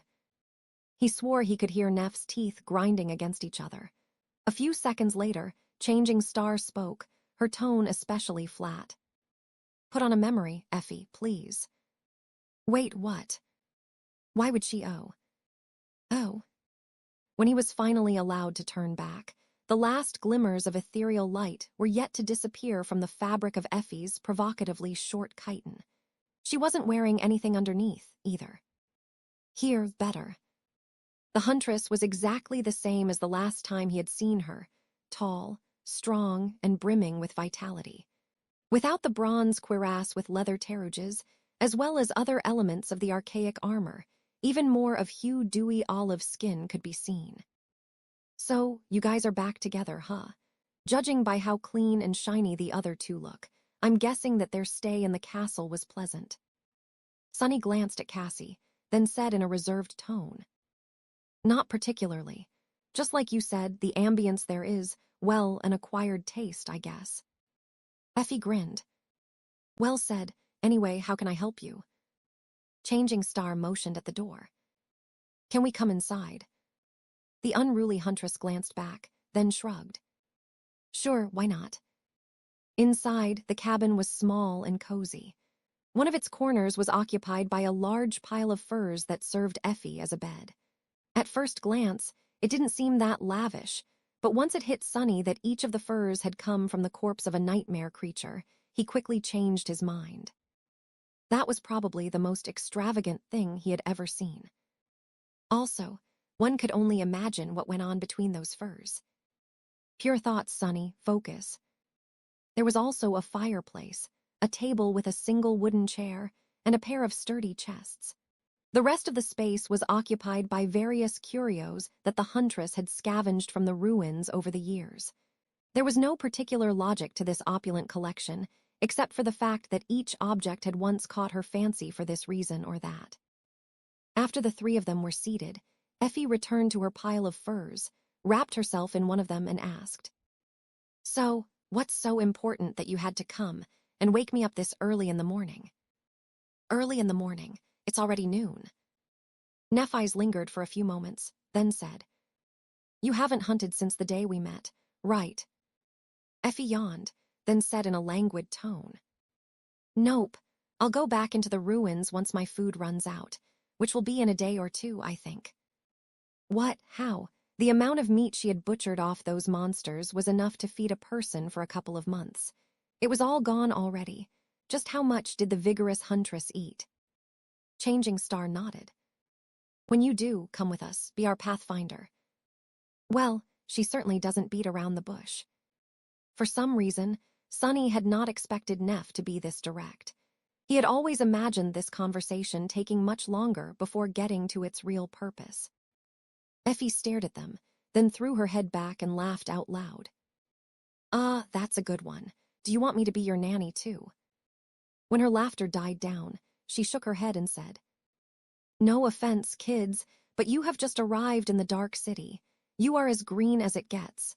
Best hunters out here wanted me to become a part of their party, and I refused them all. Do you know why? Neff nodded with a serious expression. Most hunting parties share the spoils of their hunts. Each hunter keeps a part to eat and sells the rest to the people in the slum. But because of your flaw, you can't allow yourself to do the same. You need all the sustenance a hunt can provide. The more partners you have, the lesser your share will become, so you hunt alone and never sell the meat of your prey, just their hides. Effie smiled. I see someone has been doing their homework. Changing Star tilted her head a little, and not paying any attention to the irony in those words, continued. We can solve that problem by. However, the solitary huntress interrupted her. Stop. Good guess, but you are wrong. That is not why I refused all those hunters. Nephise blinked, surprised. After a long pause, she asked, a hint of confusion in her voice. Then why? The smile disappeared from Effie's face. Because they are weak. Every one of them is weak. Even the most successful of them are, and do you know why? Something dark gleamed in her hazel eyes. They are weak because Gunlog will never allow anyone strong to exist outside of his control. So, I am not going to be your pathfinder. Sorry, princess. Changing Star froze, obviously flustered by that answer. She opened her mouth to say something, then closed it again and awkwardly pressed her lips together. No matter how much she had honed her social skills during their journey through the labyrinth, this conversation still seemed to be too much for her. In the ensuing silence, Sonny suddenly spoke, his voice calm and slightly provoking. He's allowing you to exist. Effie looked at him, raised one eyebrow with a smile, and didn't say anything. Finally, Nephise was able to compose herself. We might be new here, but we are not weak. Between the two of us, Sonny and I had killed dozens upon dozens of awakened creatures in the labyrinth. The huntress interrupted her once again. Even if that's true, that was there. Out here in the Dark City, things are very different. The two of them stared at each other, one with a relaxed smile on her lips, the other with stubborn flames burning in her eyes. Oh, I don't like this. Eventually, Changing Star grimaced and said, So, if we prove that we have strength, you might reconsider. Effie chuckled. Damn, you say it like it's easy. You do know how many people can't even step a foot into the ruins, right? If you guys survive in this hell for a few years, maybe then we can talk again. Nephise looked at her for a while, and then smiled darkly. We will talk again in the evening. Then you will change your mind. Chapter 152, There and Back Again. Outside, the sun was already moving past its zenith. There was that much time left before the sunset, so Sonny was really unsure about what Nephise could do to change Effie's mind before evening. However, judging by the determined expression on her face, Changing Star wasn't just throwing words to the wind. She had something specific in mind. He hesitated. So, what exactly are we going to do now? Neff glanced at him, white flames dancing in the depths of her cold gray eyes. Then, she turned away and said, Follow me. With that, she walked forward in the direction of the castle. Castle? Why are we going to the castle? Somewhat uneasy, Sonny gently took Cassie by the arm and hurried to catch up to Nephise. When he did, she suddenly threw over her shoulder. Tell me about that Pathfinder again, the one who was accused of murder 3 days ago. Sonny frowned, then repeated what he knew about the guy. When he was almost finished, she asked, What's his aspect ability? He hesitated, then said, He can make any weapon become incredibly sharp when it's in his hands. Sharp enough to cut stone, maybe even steel. It's a very powerful combat ability. Changing Star was quiet for some time, then said, What about his flaw? Sonny shook his head. That I have no idea about. People are very protective of their flaws, you know. Not everyone goes around telling everyone about their greatest vulnerability like that lunatic, Effie. Cassie, who seemed to be very protective of him today, decided to support this claim. Sonny is right, Neff. We don't even know what his own flaw is, remember? Sonny almost stumbled. and had to try very hard to not let any emotion show on his face. Cassie was right, of course. While changing Star and she had shared their flaws with him, Sunny never reciprocated the gesture, for obvious reasons. That is true, but, can we not talk about that? Nephi's silently nodded and didn't comment on it further. It seemed as though her mind was on something else. Phew. Soon they scaled the magnificent stairs and were approaching the gates of the castle. Sunny was growing increasingly nervous about Neff's intentions. What is her plan exactly? Neff, what do you need us to do? She shrugged, then said in her usual indifferent tone. You don't really need to do anything. Just follow me and try to look virtuous. Look virtuous, what is that supposed to mean? The guards standing watch in front of the gates blocked their path with contemptuous and suggestive looks in their eyes. Contempt was directed toward Sunny, while the rest was directed toward the girls, of course. Stop, what business do you have in the bright castle? Want to pay the tribute? Or maybe want to get paid instead, if you know what I mean. Both of them laughed, making Sunny's blood boil. Nephi's looked at them with a calm expression, then said, I want to go inside, but I'm not going to pay tribute. The laughter suddenly stopped. The guards looked at them with a bit of amusement, a harsh and dangerous light finding its way into their eyes. Have you lost your mind, wench? Why are you here if you're not going to pay tribute? Stop wasting our time. Changing Star stared at them with no emotion whatsoever showing on her beautiful ivory face. Then, she said evenly, I'm here to invoke the right of challenge. For a few seconds, everyone stayed silent. Sunny's heart was beating like a wild beast in his chest. Mad, she has gone mad. But no, Changing Star was not mad. Although Sunny liked to joke inwardly about how crazy Nephi's was, she was anything but. In fact, her ability to remain cool-headed and rational in any situation was one of the main reasons that made her so dangerous, which meant that there was some opportunity she saw here that he didn't. At least he hoped that this was the case. Meanwhile, one of the guards frowned. Stop joking around, little girl. Shut your mouth and get lost if you want to live. Neff didn't move. Instead, she said, I'm not joking. The other guard stared at her, then shook his head. Those slum rats have really all gone crazy, huh? I thought that this recent show would teach them a lesson, but it seems as though it did not. He sneered. Listen, lass, the right of challenge is not a laughing matter. It's a fight to the death. No one is going to go easy on you just because you have a pretty face. Do you understand? Changing Star simply nodded.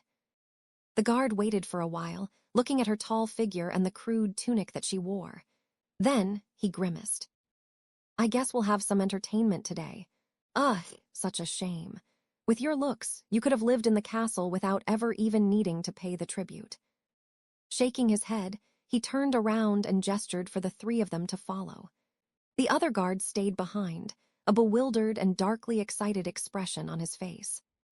With the sound of the rusty chains swinging in the wind invading their ears, Sunny, Nephi's, and Cassie passed beneath the hanging skulls and entered the castle. Inside, everything was exactly the same. Even Harper was still sitting behind his opulent desk, writing something on a piece of parchment. Hearing the sound of footsteps, he raised his head and threw a furtive glance in their direction. An expression of confused surprise appeared in his eyes. Sunless and Kasha, what are you guys doing back here? Sunny felt the desire to palm his face. When he had said to the gaunt young man that they might see each other in the future, he certainly did not mean that that future would be on the same damn day. Not knowing about the thoughts raging in his head, Harper smiled. Oh, did you guys get lucky and come into some shards? Back already to pay the tribute? Sunny gritted his teeth and forced out a weak smile. No, not exactly. Chapter 153, Guiding Star. By the time the three of them were led to the grand hall of the castle, the news that there was going to be another challenge had yet to spread through the entire fortress. Because of that, there was no crowd there, just a few dozen people who had happened to walk past and heard the commotion. However, their number was growing with each minute. Standing before the entrance to the hall, Nephi's was calmly looking forward, her thoughts a mystery. She seemed to be steady and collected. Sunny, on the other hand, was very nervous. Just what was changing Star planning? Glancing around to make sure that no one could eavesdrop on their conversation, he leaned to her and whispered, "You're not really going to fight one of Gunlog's lieutenants, are you? Because that would be suicide. No matter how talented and strong Neff was, she couldn't hope to win against someone like that, at least not before absorbing enough soul shards to even the odds at least a little. Those people had not gotten to where they were by pure accident, too. They had talents of their own. Nephi's didn't turn her head and simply said, "The walls have ears." Sunny gritted his teeth and was about to retort. At that moment, the guard that had led them inside appeared from the grand hall, threw a dark look at them, and spat. "Come on in, fools." Changing Star simply walked forward, leaving Sunny and Cassie no choice but to follow. Inside the hall, a small crowd of people was staring at the entrance. When they saw Nephi's, a wave of confused whispers ran through their ranks. "Who is that? Never seen her before. There's something strange about that girl." The whole situation was much less ostentatious and theatrical than that on the day of Jubei's death. Most of the lieutenants weren't even here, not to mention the bright lord himself. Only the leader of hunters, Gemma, was sitting on the steps leading up to the empty white throne. On his face, there was a slightly sullen expression. To Sunny's relief, Horace was nowhere to be seen.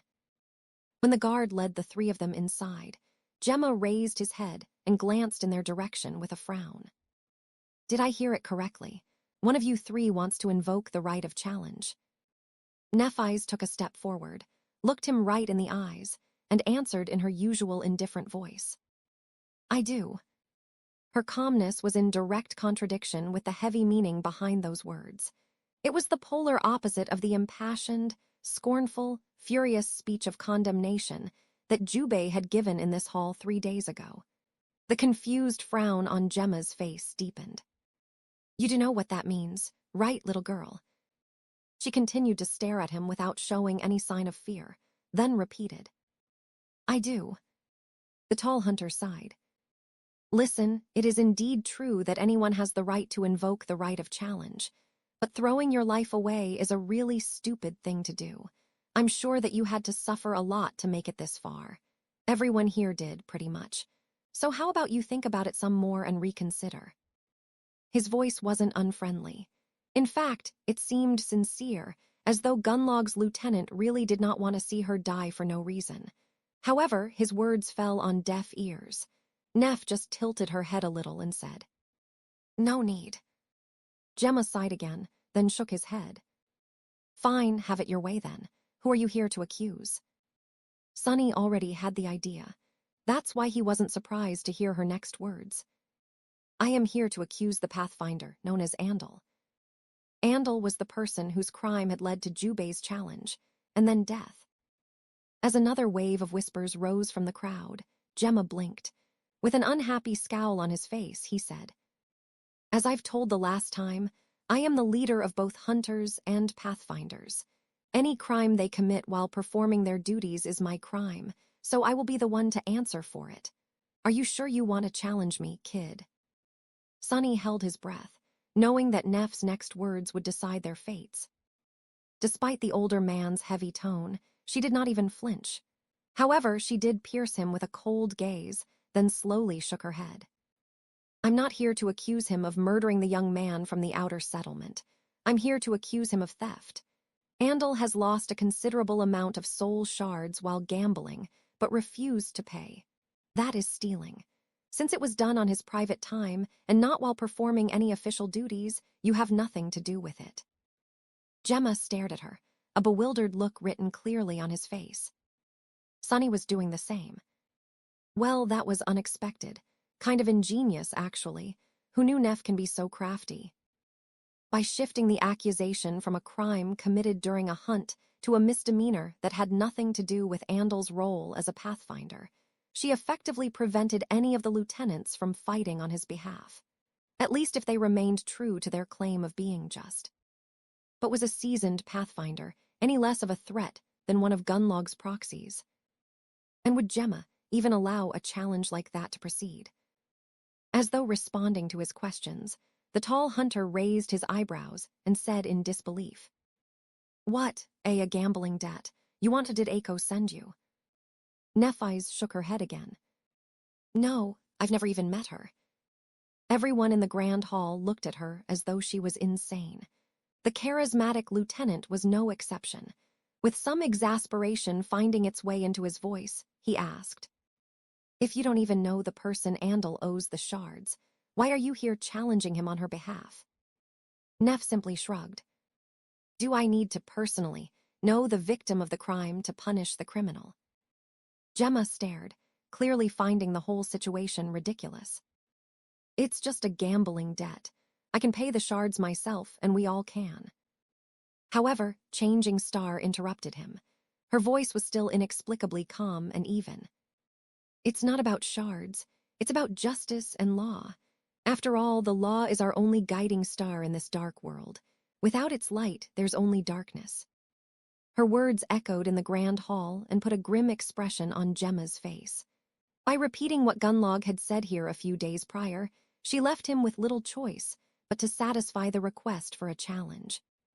After all, going against it would be tantamount to going against the Bright Lord's will. How devious. Did she learn that from me? The hunter looked away with regret, remained silent for some time, and then said to one of the guards in a dark tone, "Go and bring Andal here. Tell that bastard that after he kills this stupid girl, he and I will have a long conversation about his life choices." Then he glanced at Neff and said, "And you say your goodbyes and prepare for battle. Oh, right. What is your name? Tell us. That way you will at least be remembered." Looking him right in the eyes, Nephise stayed quiet for a bit and then answered. Her clear voice resounded loudly in the grand hall. "I am Changing Star of the Immortal Flame clan." Suddenly, everything became silent. Chapter 154, Light of the Seven. Everyone grew quiet. Even Gemma seemed to be slightly stunned by that proclamation. The only person to not react to it at all was Castor, who had entered the grand hall a bit earlier and was now standing by one of the walls, watching Nephise with a complex expression. Her full name was shocking to hear for two entirely different, but equally earth-shattering reasons. Firstly, she had called herself not by a human name, but by a true one. In the entire history of human civilization, only a handful of awakened had managed to earn a true name in their first nightmare. Needless to say, none of them was among the 1,000 sleepers currently trapped on the Forgotten Shore. Even Gunlog himself did not have one.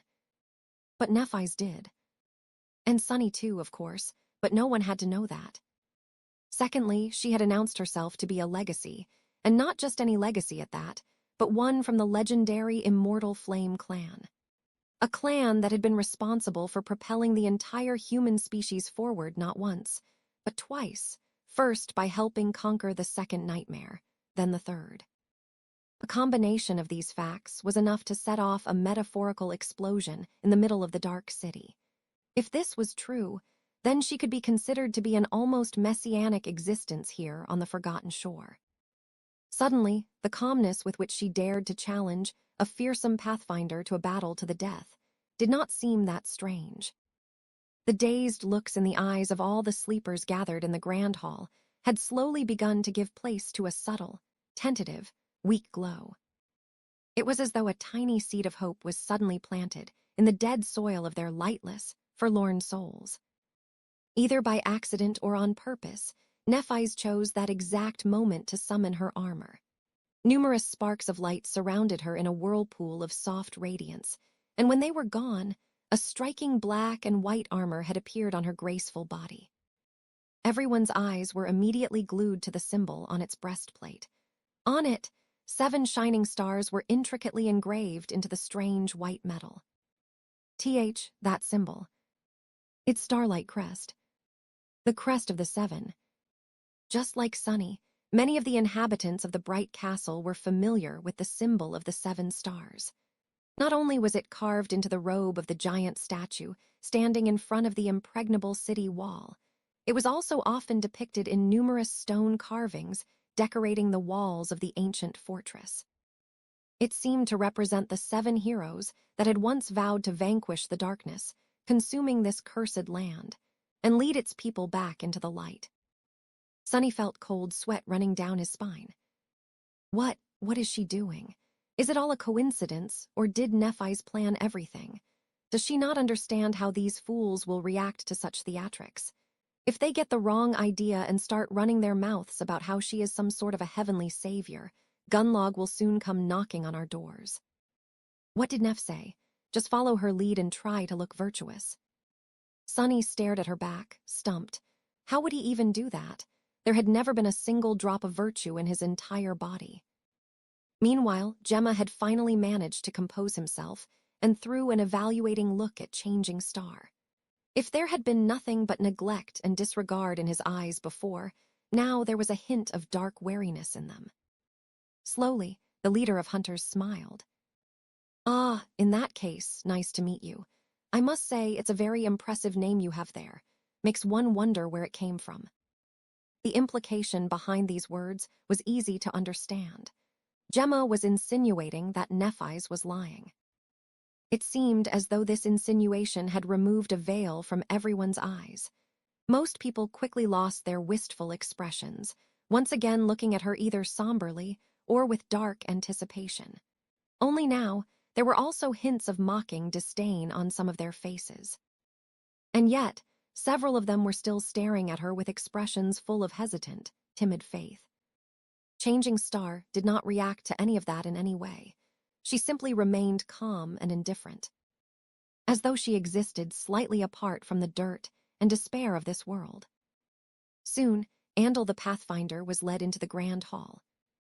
The Pathfinder was of average height and solid build, with menacing blue eyes and a sharp jaw.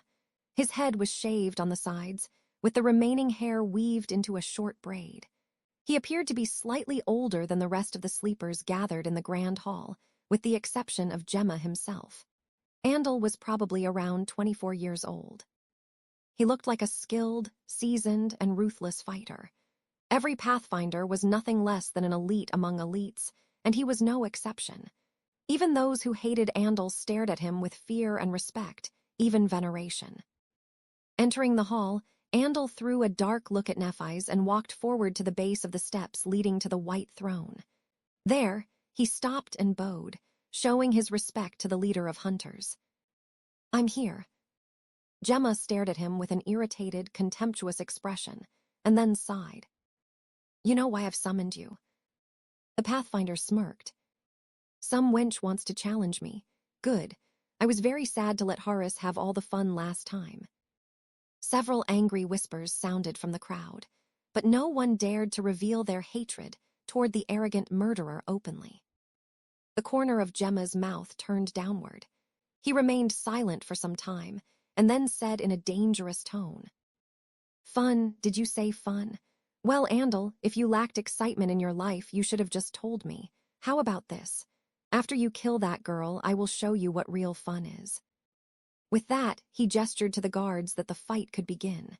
Andal frowned a little, but then turned around with a dark smile on his lips. Sunny and Cassie were led to the side, where they joined the crowd of spectating sleepers. By that point, there was a considerable amount of them gathered in the grand hall.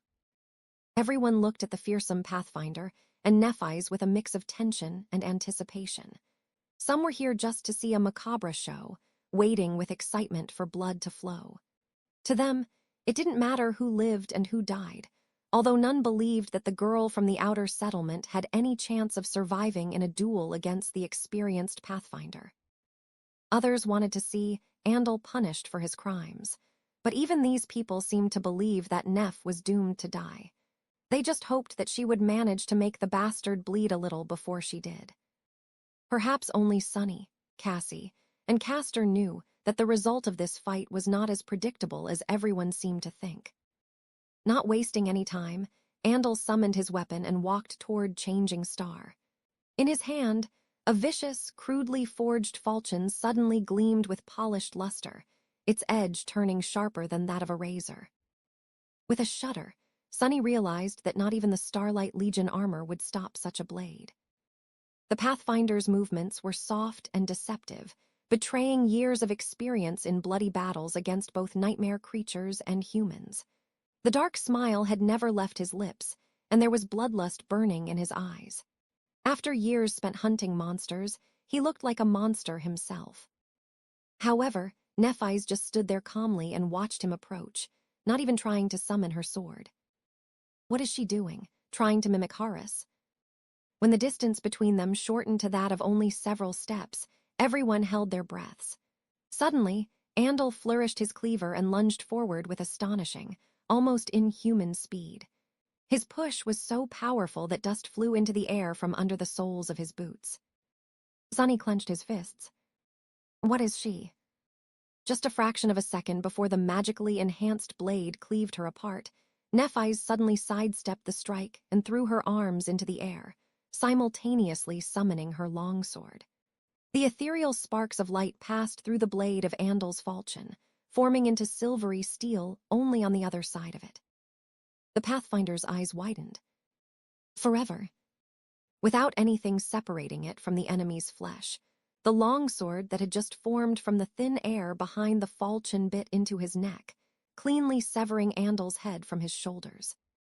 As blood shot into the air from the Pathfinder's neck, his head rolled on the floor like a macabre ball and stopped near the steps that led to Gunlog's white throne.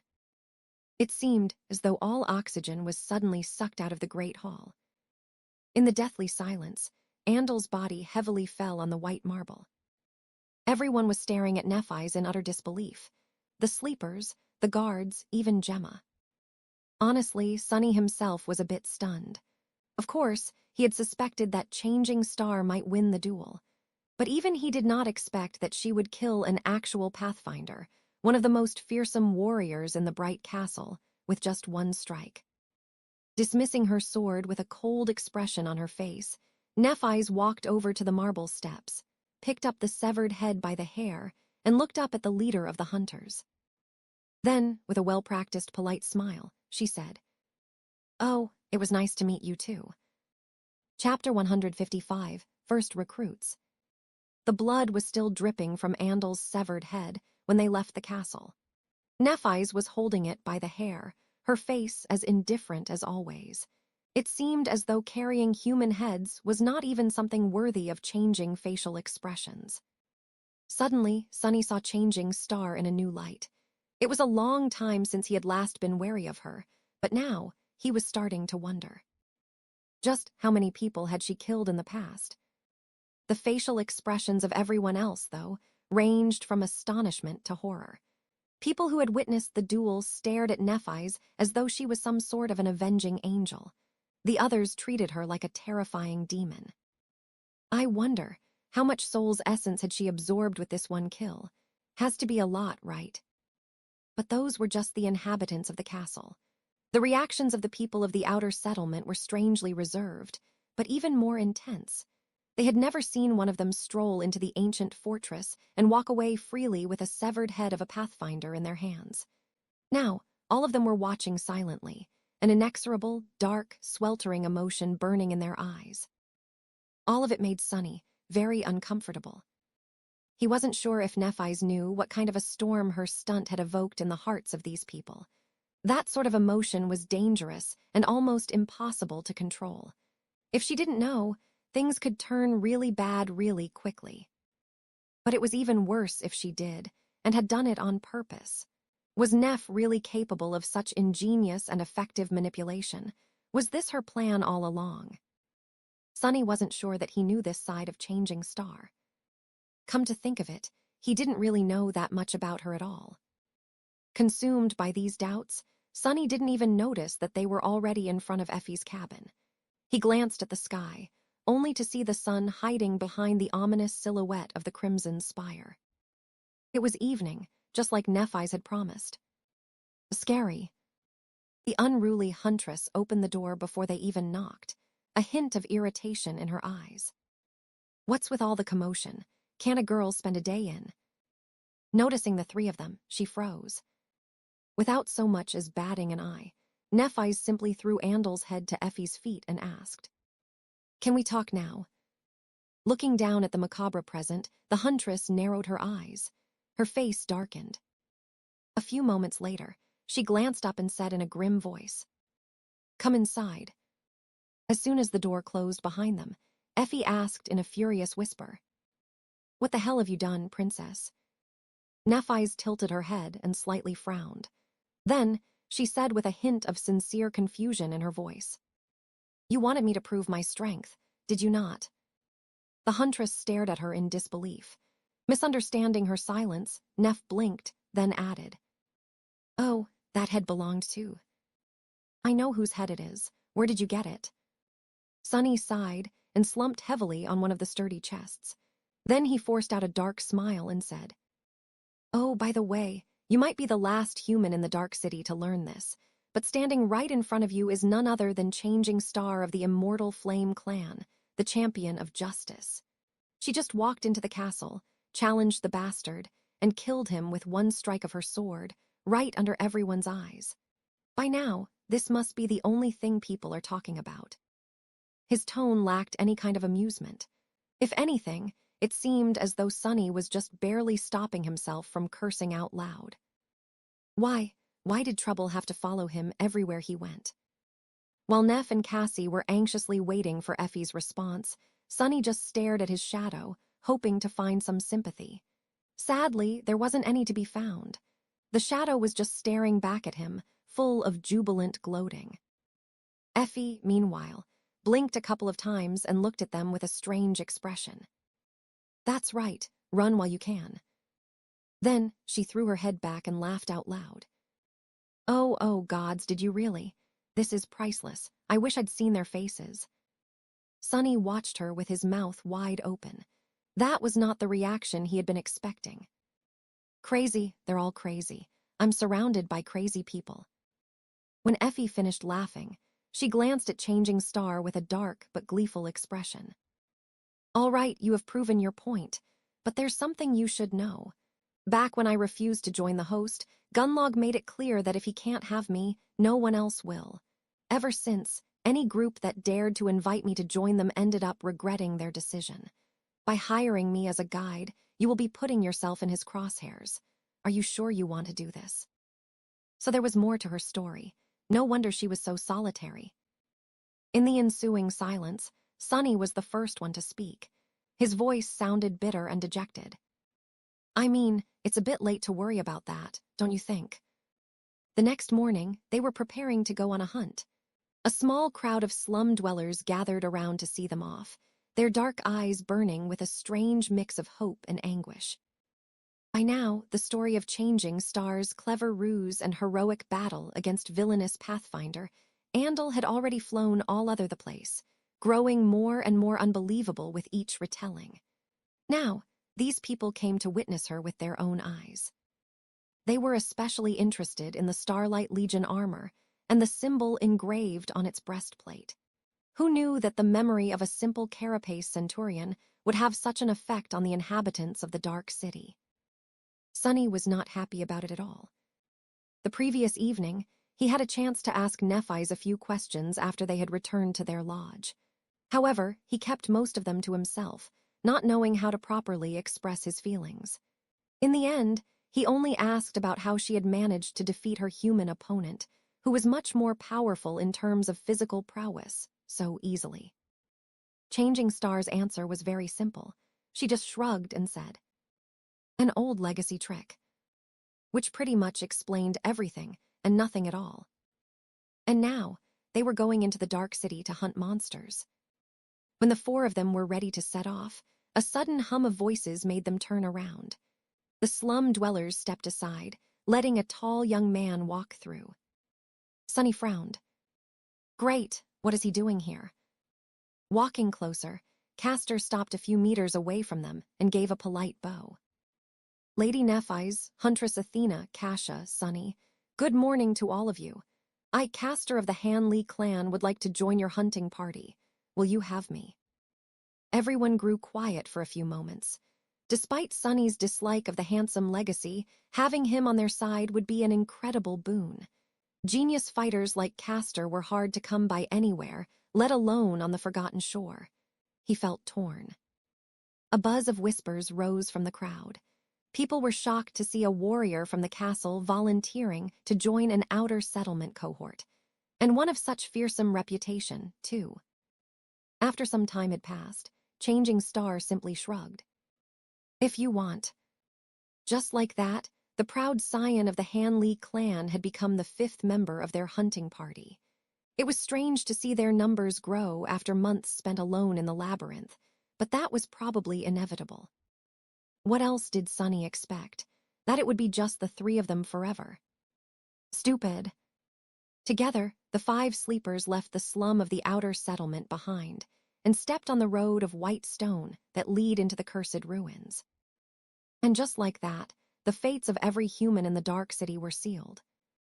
The end had begun. Chapter 156, Free Lunch. Their first hunt was surprisingly uneventful. Guided by an experienced pathfinder and augmented by Sunny's stealthy shadow, they managed to avoid any fallen creatures and arrive at the destination in one piece. There, the group hid in the ruins and waited for their prey to show up. The plan of battle was discussed beforehand. After Effie had described the type of monster they were here to kill, complete with a detailed list of its strengths and weaknesses, Nephi's quickly assigned different roles to different people. Sunny had expected that things would work just like back in the labyrinth, but to his surprise, they did not. Just like before, Neph was going to take most of the risk and lure the enemy into revealing its vulnerability. However, Castor was going to be the one to make use of it and deal the fatal blow, not Sunny. Which made sense, really. After all, his ability was not a combat one, at least not officially. It was rational to entrust the role to someone with an incredibly powerful combat ability, as the one Castor possessed. Still, for some reason, Sunny felt angry about it. It felt as though he was being replaced. Not wishing to appear childish, he swallowed his bitterness and remained silent. When the monster did show up, everything went perfectly. Nephi's and Castor were able to finish the creature off without sustaining any injuries. Their teamwork, while not effortless, was strangely harmonious, probably because both were legacies and had received similar kind of training. Sunny, whose task was to join the fray if things went wrong, ended up not having to lift a finger. Neither did Effie, who simply stayed with Cassie in case the blind girl needed protection. After everything was over, she laughed. "Ha, this is the easiest meal I've ever earned." Effie's status in the party was a bit strange. Unlike the rest of them, she had not shown any desire to join the cohort officially. Instead, she was somewhat of a hired worker. Her responsibilities included guiding the party through the ruins and providing them with information, and nothing else. She wasn't even required to fight side by side with them. After the nightmare creature was dead, they quickly butchered it and left the scene of the battle loaded with a heavy weight of meat. Before the shadow of the Crimson Spire fell on the Dark City, the cohort was already approaching the marble arch at the base of the hill. This was when something unexpected finally happened, and it happened because of Nephi's. After giving a fair share of the spoils to the vigorous huntress, she glanced at Sunny, Cassie, and Castor. Then, Changing Star said, "I would like for you 3 to entrust me with your part of the meat." What is that about?" Before Sunny had an opportunity to ask a question, Cassie already smiled and said, "Of course, Neph." Castor did not linger either. With a small bow, he nodded. "As you wish, Lady Nephi's." Sunny gritted his teeth. After that, he would have looked like a complete jerk if he were to start interrogating her. Especially because, technically, he had not done anything except for lending his shadow to Effie. Nephi's and Castor were the ones who had actually risked their lives. "Fine." Nephi's gave them a nod and continued walking up the white road. When they returned to the outer settlement, she separated the remaining share of monster meat into 2 parts. One, much smaller part, she handed to Cassie. The other, incomparably larger part, she simply placed on the white stones in front of their lodge. Effie looked at the whole process with curiosity. So did the slum dwellers who had gathered to welcome them back. Sunny frowned. "What are you doing?" Changing Star glanced at him, and then gestured to the small bundle of meat in Cassie's hands. "This is for us to sustain ourselves. We will eat that meat until our next hunt." Somebody from the crowd shouted. "What about the rest? Are you selling it? What is your price?" It was customary for the outer settlement hunters to sell some of their spoils. That was how people here fed themselves. The meat could be exchanged for items, services, or, in very rare cases, actual shards. Neff turned to the people who had gathered around and looked at them with a frown. When everyone grew quiet, she said in a cold tone, "My hunting party will not be selling any meat, ever." Before anyone had time to react, dismayed by that answer, she took a step to the side, gestured to the large pile of meat, and said, "Instead, we will be giving it away for free." A dead silence hung above the edge of the outer settlement. The slum dwellers who had come to catch a glimpse of Changing Star, or in hope of procuring some food, were all looking at Nephi's with a dark mix of mistrust, disbelief, and suspicion. After a while, someone shouted, "What trick are you trying to play? People here are hungry, Changing Star. Shame on you." Nephi's crossed her arm, furrowed her brow, and answered, "There is no trick. Everyone is free to take a small share of the meat to fill their stomach." The young man, who had accused her before, laughed. "Why would you just hand it out for free? Do you think that we're fools?" Sunny was being tormented by the same question. He often joked about Neff's foolish nobility, but he also knew that she wasn't really stupid. She always had a reason for everything she did, even if those reasons sometimes seemed insane to him. Lately, he even started to suspect that Neff was much more cynical and pragmatic than he had ever given her credit for. It's just that her version of cynicism was very different from his own. What was she doing? Meanwhile, Nephi's pierced the shouter with a cold look, scowled, and said, a hint of anger in her voice, "Why am I not a human? Are you not humans? Does a human need a reason to help others of her kind in this cursed place?" She took a step forward and looked at the gathered people, making them shiver under her heavy gaze. "Shame on me? No. Shame on you all for forgetting who you are. We are people, not beasts. In the real world or in the dream realm, this is who we are." Her words echoed above the white stones, mixing with the howling wind. "Now come forward and take some food if you're hungry." The slum dwellers were still not convinced. However, their hunger was stronger than their wariness. Soon, the first of them stepped forward, tentatively took a small strip of meat, threw a furtive glance at Nephi's, and then hurriedly walked away. When the others saw that nothing happened to him, they became braver. Young men and women dressed in rags formed a messy line. One by one, they came forward, received their tiny piece of meat, and then disappeared with haste, afraid that it will be taken back. Slowly, a new kind of light appeared on their faces. It was the same timid, weak emotion that Sunny had noticed in the eyes of the castle inhabitants after Neff had announced her name. It was something that precipitated hope, or maybe faith. With a dark expression on his face, Sunny looked up at the tiny silhouettes of guards observing them from the walls of the magnificent fortress. Nephi's was right when she said that they were all still people. However, she was wrong about everything else. Because people were much worse than beasts. He did not like what was happening at all. Chapter 157, Wind of Chain. After that day, things moved with a speed that left Sunny disoriented. It was as though he was being pulled forward by an overpowering current, helpless to slow down or change direction. Before he could react to one change, another would happen, making him feel like he was losing control. Everything was happening so fast that he found it difficult to adjust. It was hard not to fear that, eventually, he would simply be left behind. After that first hunt where Nephi's had chosen to give most of the spoils away, she led them on several more. Not all of those hunts went as smoothly, but they did manage to return victorious, if a little battered. Every time, she paid Effie her share of the meat, took a small amount for them to consume, and gave the rest to the people of the outer settlement free of charge. Because of how little their own share was, the group was forced to hunt every other day instead of once or twice a month. Sonny did not understand at all why they were taking on all that unnecessary risk.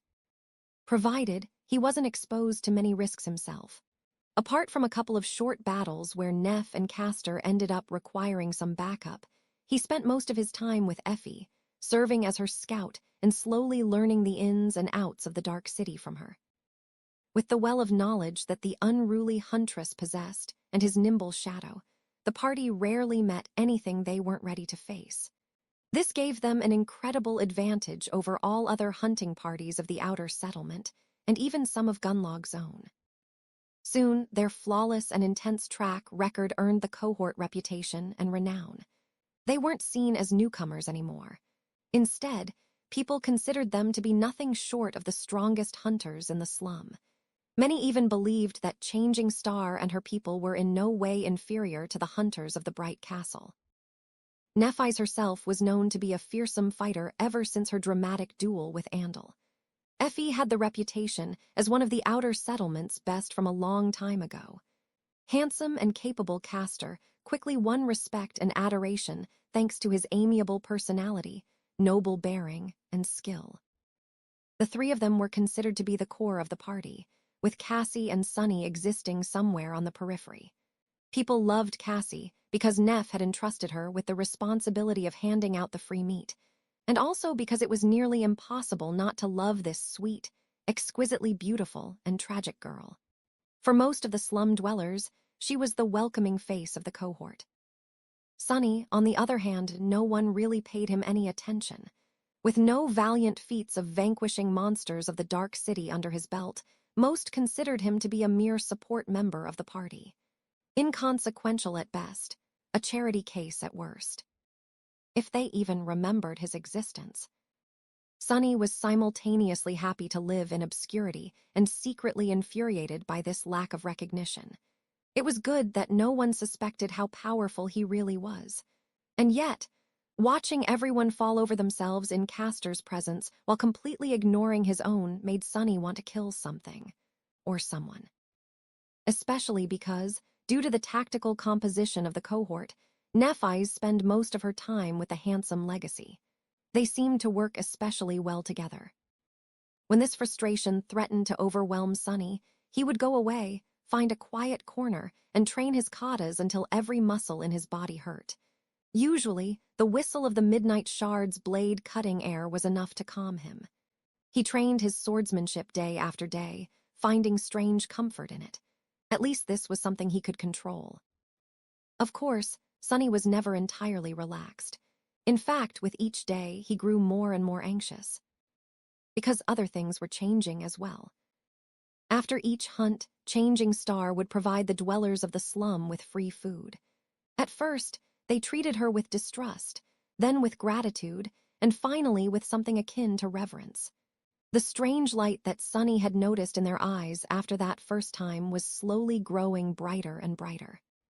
Some people even started jokingly calling her Saint Nephi's, as though she was some sort of an angel. However, he felt that these words strangely contained less and less humor with each day. It was really very creepy, not to mention dangerous. The more people looked at Neff like she was their personal savior, the more he feared how drastic Gunlog's reaction would be. If history had shown anything, it was that kings never went easy on meddling messiahs. And throughout all of that, the same question continued to torment Sonny. Was all of this an accident, or had Nephi's done it on purpose? As time went by, more and more random people joined their group. They weren't hunters, just forlorn young men and women from the outer settlement who wanted to help. They tended to monster hides that the cohort brought back from the hunts, maintained various tools and gear that needed to be used, assisted Cassie with handing out food, and did other kinds of small but useful things. Soon, the ramshackle lodge was full of them. Sonny didn't even know all of their names. It seemed as though every day someone new would appear, acting as if they had always been a part of the group. What's worse, not all of them seemed to know who he was either. No once and not twice, someone would smile at him and ask in a friendly tone, Are you new? Of course, bastards never said the same thing to Castor. Sonny felt like he was slowly becoming a stranger in his own home. The feeling was rather unpleasant, not to mention how perfectly it fit all his insecurities. What's worse, these new people really made him uncomfortable. He wasn't really sure of whether they were changing Star's helpers or if they were her followers. Were they loyal or devout? One night after a couple of weeks of this, he was suddenly woken by Cassie tugging on his sleeve. The blind girl was whispering, "Sonny, wake up." A moment later, he was already on his feet, ready to summon the midnight shard. A light coming from the other room told him that Neff was awake, too. "Gunlog, did someone betray us?" "What's wrong?" Cassie covered the candle she was holding in her hand and answered in a worried voice. Something is coming from the road. I've dreamt of it. A nightmare creature." Knowing what had to be done, Sonny simply nodded, gripped her shoulder for reassurance, and walked over to meet Nephi's. Since their lodge was on the edge of the slum, right in front of the entrance of the ancient road, they had no choice but to fight. That night, the three of them, Changing Star, Sonny, and Castor, battled a devil that had wandered up the hill and fought it off before it could reach the outer settlement. When dawn came, terrified people walked out of their hovels on shaking legs and saw the horrible marks left on the white stones by the beast's claws, as well as puddles of blood, both human and that of a monster, steaming in the morning cold. They also saw Changing Star, leaning tiredly on her silver sword. Sonny, who was sitting with his back against the wall of the lodge and breathing heavily, was looking at her, too. Back when he was describing to Nephi's why Gunlog could never be defeated, he had told her that every facet of life here was under his control. Food, safety, hope, fear, even power itself. Now, Changing Star had given these people food.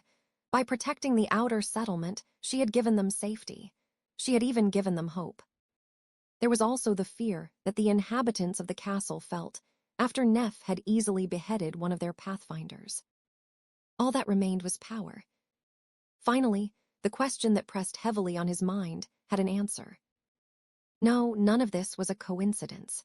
Everything that had happened, from choosing the outermost building in the slum as their base to insisting on giving away the food for free, was part of Changing Star's strange but methodical plan. She knew what she was doing all along. But why was she doing all this? What was her ultimate goal? Uneasy, Sonny stared at Nephi's and wondered about the future. Chapter 158, Invisible.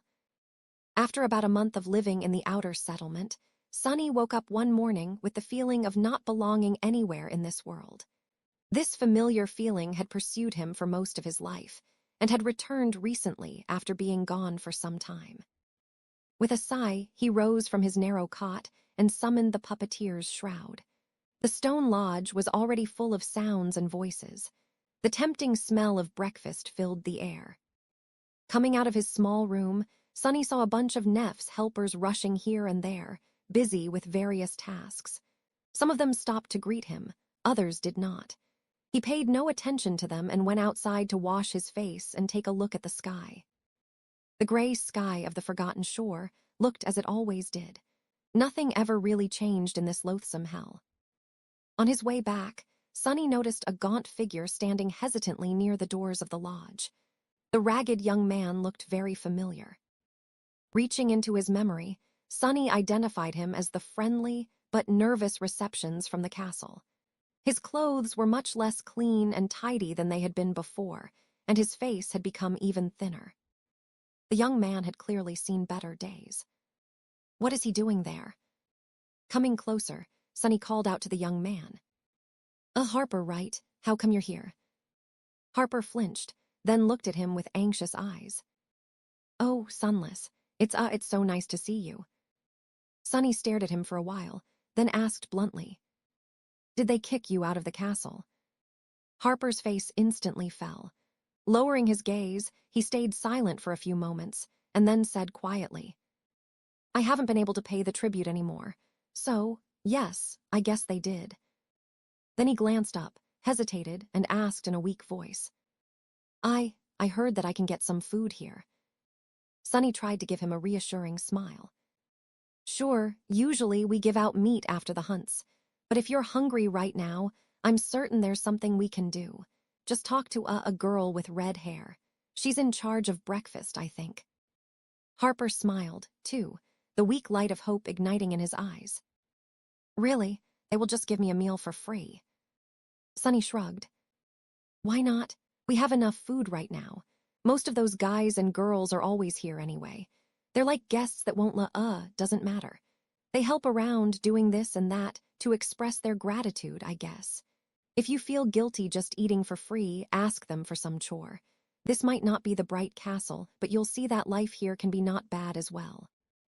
Guiding the gaunt young man inside, Sunny directed him toward the kitchen and sighed. Even castle dwellers were now coming to their lodge. If this went on, he would have to share his room with some random stranger. What a joke. Entering the main hall, he noticed Nephi's and Castor standing near the window, discussing the approaching hunt. This morning, there were several hunters from other parties surrounding them. The cohort had been planning a big joint hunt for a while now, and today was the day. Did they just start without me? Hiding his discontent, Sunny walked over to the group of hunters and greeted them. Castor smiled at him, while Nephi's simply nodded. The other hunters glanced at the new arrival and didn't pay him much attention. Fools, if you knew who stands before you. Consoling himself with these childish thoughts, Sunny listened to the discussion. One of the hunters was speaking. South of the collapsed lighthouse is a good choice, but the awakened creatures living there have an incredibly sharp hearing. Attacking them in large numbers won't be easy. In the past month, their lodge had gone through a transformation. The remnants of broken furniture were long gone and replaced. Some of the new pieces of furniture came from the ruins, some were made right here by the craftsmen of the outer settlement. There were monster hides and decorations hung on the walls, making the space look neat and presentable. These days, the lodge appeared as the headquarters of a small, but prosperous awakened cohort. There was even a large map of the Dark City on one of the walls, with various symbols marking all kinds of useful information. Currently, the hunter was pointing at a particular spot on the map. This spot right here is much more promising. Blood fiends are known to dwell in these parts. They hibernate during the day, so if we manage to find a lair or two. Castor shook his head. The area you're suggesting is too close to the territory of those strange living statues. We all know how formidable those bizarre creatures are. I still think that south of the lighthouse is better. We just need to think of a way to deceive the hearing of the monsters. Suddenly finding something that he could be helpful with, Sunny said, I have a bell that can. However, his voice drowned in the buzz of the conversation. No one paid attention to his words. Embarrassed, Sunny inhaled deeply, waited for a few seconds, and spoke again. Actually, we can use one of my 2 sound-producing memories, too. But right at that moment, Castor seemed to come up with a brilliant idea. Everyone listened to him, turning their backs to Sunny. It was as though he was completely invisible. What's even the damn point? Sunny stood there for a minute or two, feeling awkward, angry, and utterly stupid. Then he simply turned around and walked away. Finding his way to the roof of the lodge, he climbed on top of the second-story addition and sat there, solemnly watching as the sun slowly climbed up.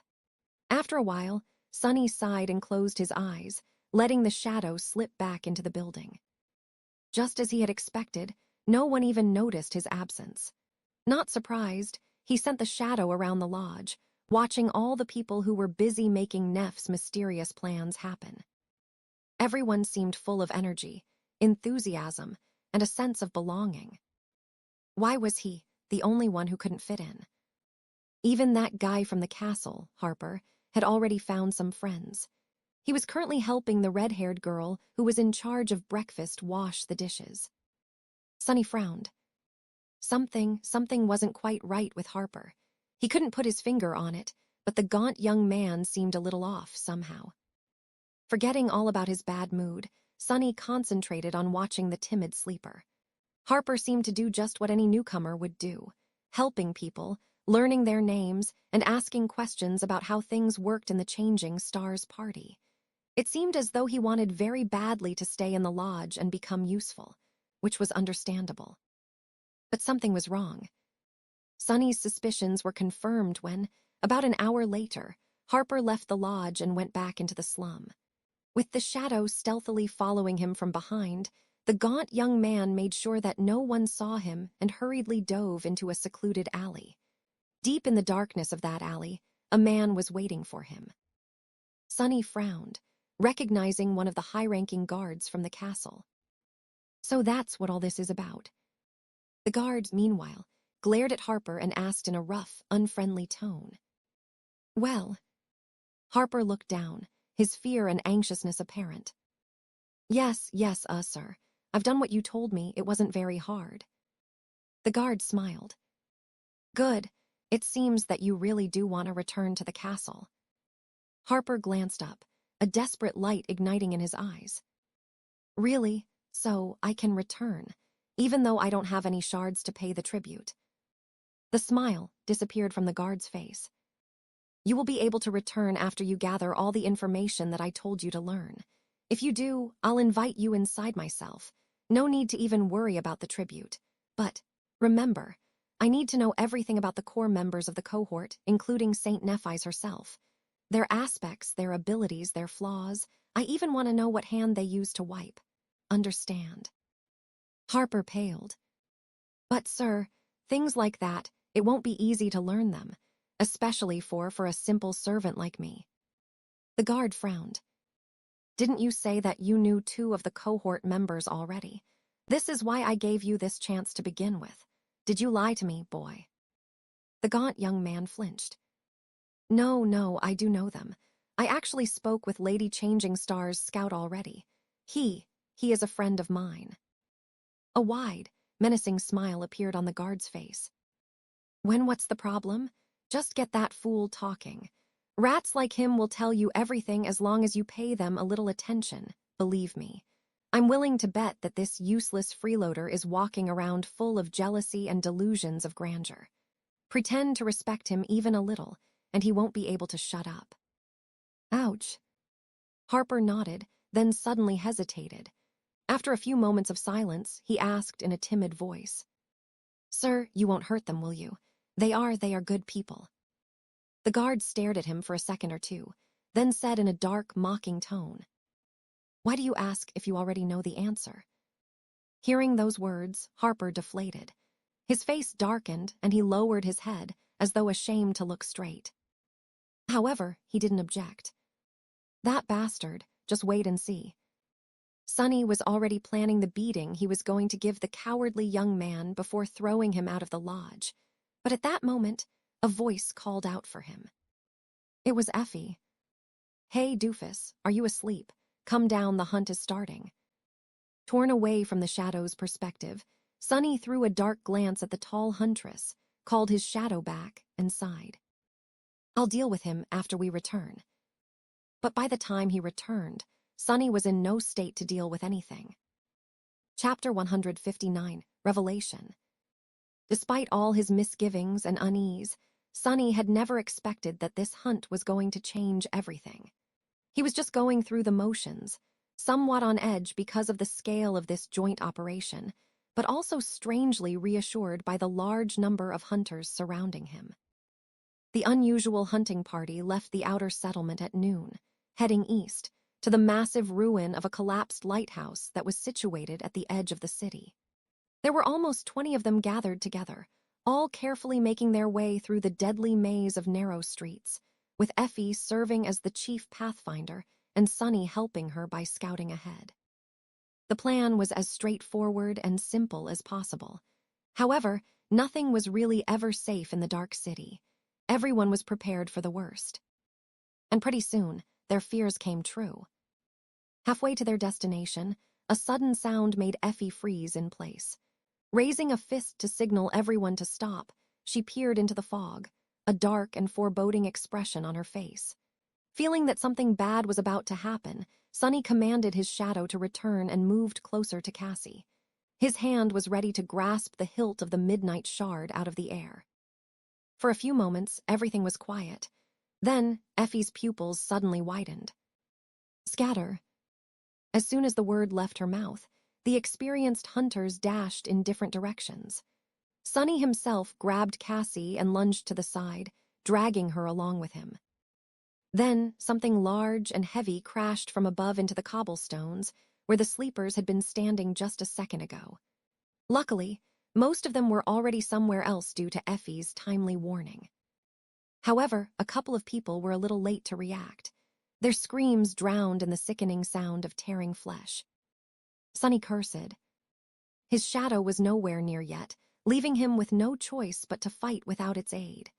He spun around, summoning the midnight shard, and froze for a fraction of a second, all blood draining from his face. Out there in the middle of the street, a massive, winged creature was standing on the cracked cobblestones, its pale body and black feathers stained by the blood of the unfortunate hunters. Its terrifying beak was open, revealing rows of sharp, needle-like fangs. A spire messenger. As Sonny watched, momentarily paralyzed by fear, a long red tongue snaked out of the creature's maw to lick the blood off its face. Move. Shaking off the paralysis, Sonny gripped his sword and prepared to fight for his life. His and Cassie's. After that, everything happened incredibly fast, but also felt like an eternity. The hunters had a simple choice to make: either separate into smaller groups and retreat into the ruins, risking encountering something equally as or even more terrifying, or stand their ground and try to drive the fallen beast away. Without having to discuss it, everyone chose the second option. No matter how dangerous, a familiar enemy was always better than the unknown. Unknown. The surviving hunters attacked the abomination with all they had. Even though their memories had no chance of breaking through the skin of the terrible creature, each strike still hurt it. Those who had aspect abilities capable of dealing direct damage immediately used them, hoping to at least disorient the beast. Of course, no ability of a sleeper could ever hope to wound a fallen beast. However, if their assault was ferocious enough, the messenger could retreat to search for easier prey. If it only made the abomination angrier, however, most of them were going to die. More than anything, trying to resist creatures of this rank was nothing but a gamble. For several seconds, it wasn't clear which way the situation would turn. The messenger easily shrugged off the rain of attacks and lashed out with its beak, piercing one of the hunters clean through despite the man's mighty build and heavy armor. Another was almost torn apart by terrifying talons, but at the last second, Castor managed to pull the young man away thanks to his incredible speed. Sonny waited at the back, covering Cassie and praying that his shadow would come back in time to give him a chance of dealing damage to the damned creature. But in the end, it was Effie who dealt the decisive blow. Summoning her weapon, she leaped forward. Sonny could see her lean, powerful muscles moving like wire ropes under the olive skin. As though turning into a spring, her whole body tensed, and then exploded with momentum. There was enough force behind her attack to split a mountain apart. Miraculously, the tip of her weapon managed to break the pale hide on the messenger's chest and stab deep, causing a stream of blood to shoot out. The creature screamed, and then lashed out with its powerful paws at the huntress. A large round shield appeared on Effie's left hand. Digging the soles of her sandals into the ground, she leaned forward and received the terrifying blow. The cobblestones under her feet cracked, but the huntress remained standing. Spitting a mouthful of blood, she grinned crazily and twisted her weapon, causing more damage and pain to the messenger. It seemed as if the fallen beast did not expect to meet such fierce resistance from a bunch of ants, not to mention actually being hurt by them. Letting out another scream, it waved its wings to send the sleepers flying back, picked up the dead hunters, and jumped into the air. Soon, the abomination turned into a dark spot in the skies. All that remained behind were puddles of blood, broken stones, and the moans of battered humans. Somehow they had survived, well, most of them. Effie straightened, dismissed her shield, and glanced down. Damn, I think my arm is broken. With blood running down her chin, the huntress laughed and leaned on her weapon, visibly exhausted. Sunny wanted to congratulate her on that awesome strike, but then something registered in his mind. Suddenly cold, he stared at Effie's weapon. He had never seen her fight before, so this was the first time Sunny saw what memory the huntress used in battle. It was a spear, an ancient, beautiful spear forged from bronze. Something clicked in his mind, disparate pieces of information connecting together. And then everything exploded. Or at least it felt that way. Because Sunny finally understood the future. Chapter 160, The Future. Hey, doofus, you're okay. Sunny reacted after a second or two, raising his head and staring at Effie with empty eyes. Why, yeah, I'm fine, just thinking about stuff. Effie gave him a strange look, then shrugged and turned away. Everyone was too busy to pay him any attention, not that anyone ever did. Left alone, Sunny staggered and slowly lowered himself to the ground. In his mind, one phrase was repeating itself, over and over, growing louder and louder with each second. A woman with a bronze spear drowning in a tide of monster. A woman with a bronze spear. This was a part of the vision that Cassie had seen back at the beginning of their journey, on the night they had spent atop the giant statue of a headless knight. The one that was so harrowing that she had almost jumped into the dark waters of the cursed sea, just to run away from her terror.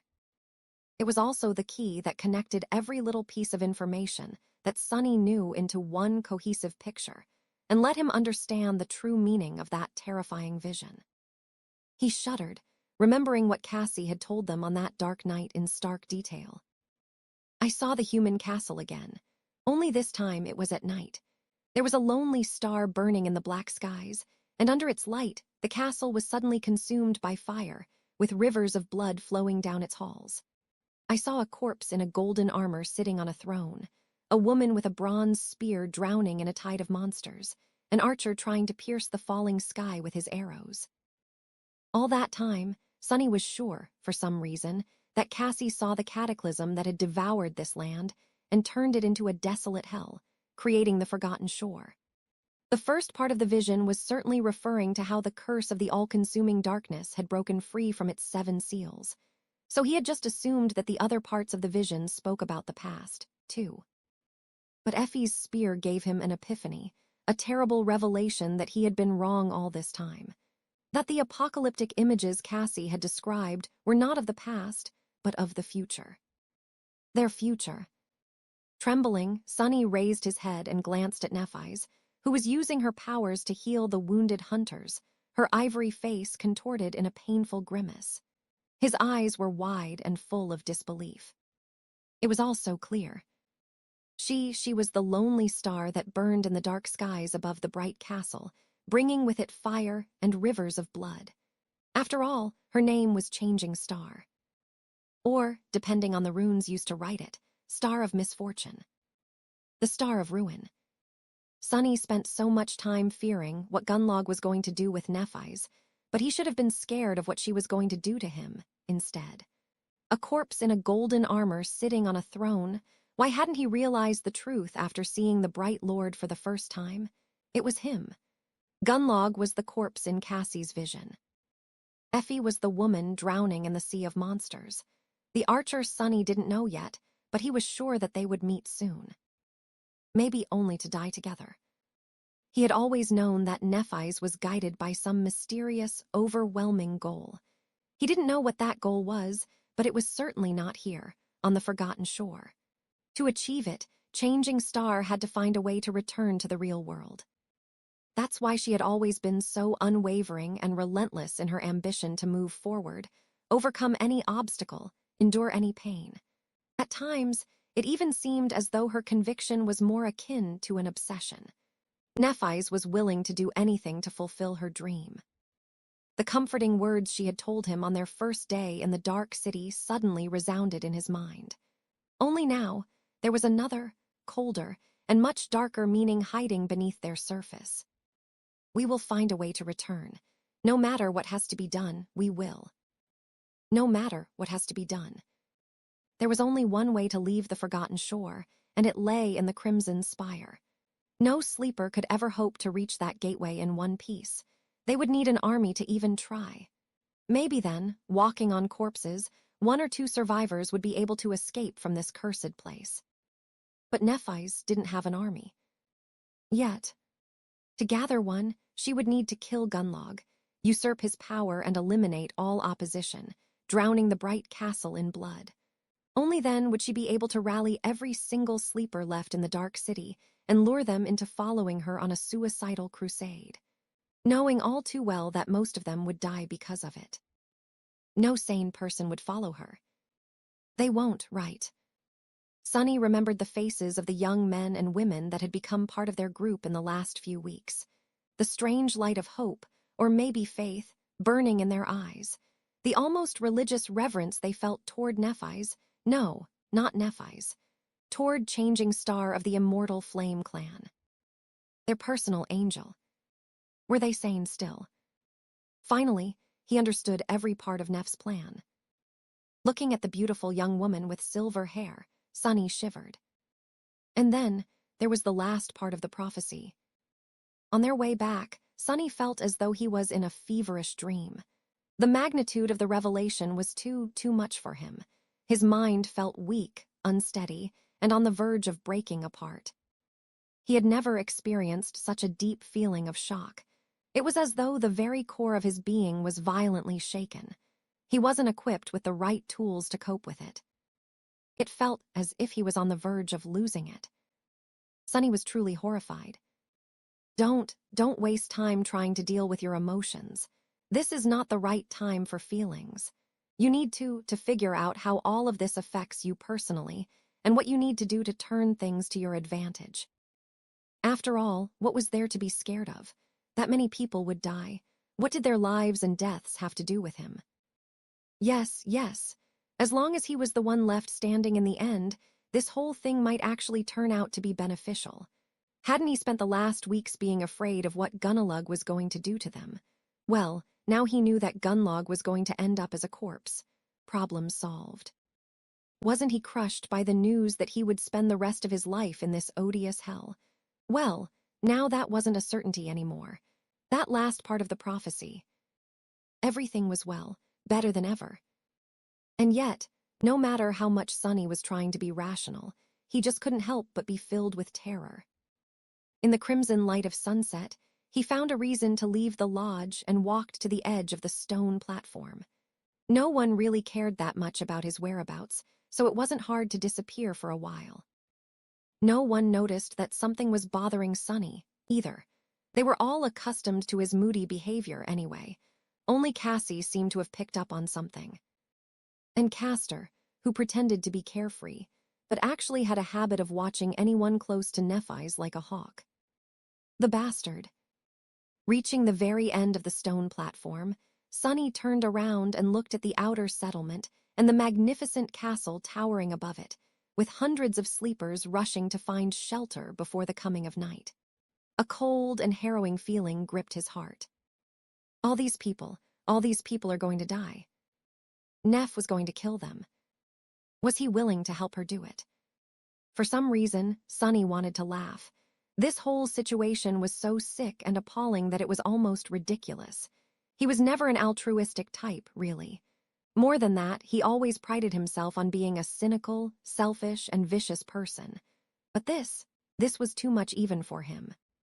Grabbing his head, Sunny moaned. What am I going to do? At that moment, the sound of steps suddenly attracted his attention. A gaunt figure appeared from the slum and walked toward him. Sunny frowned. Oh, right, that guy. I have completely forgotten about him. Harper stopped a few paces away and smiled timidly. Sunless, can we talk?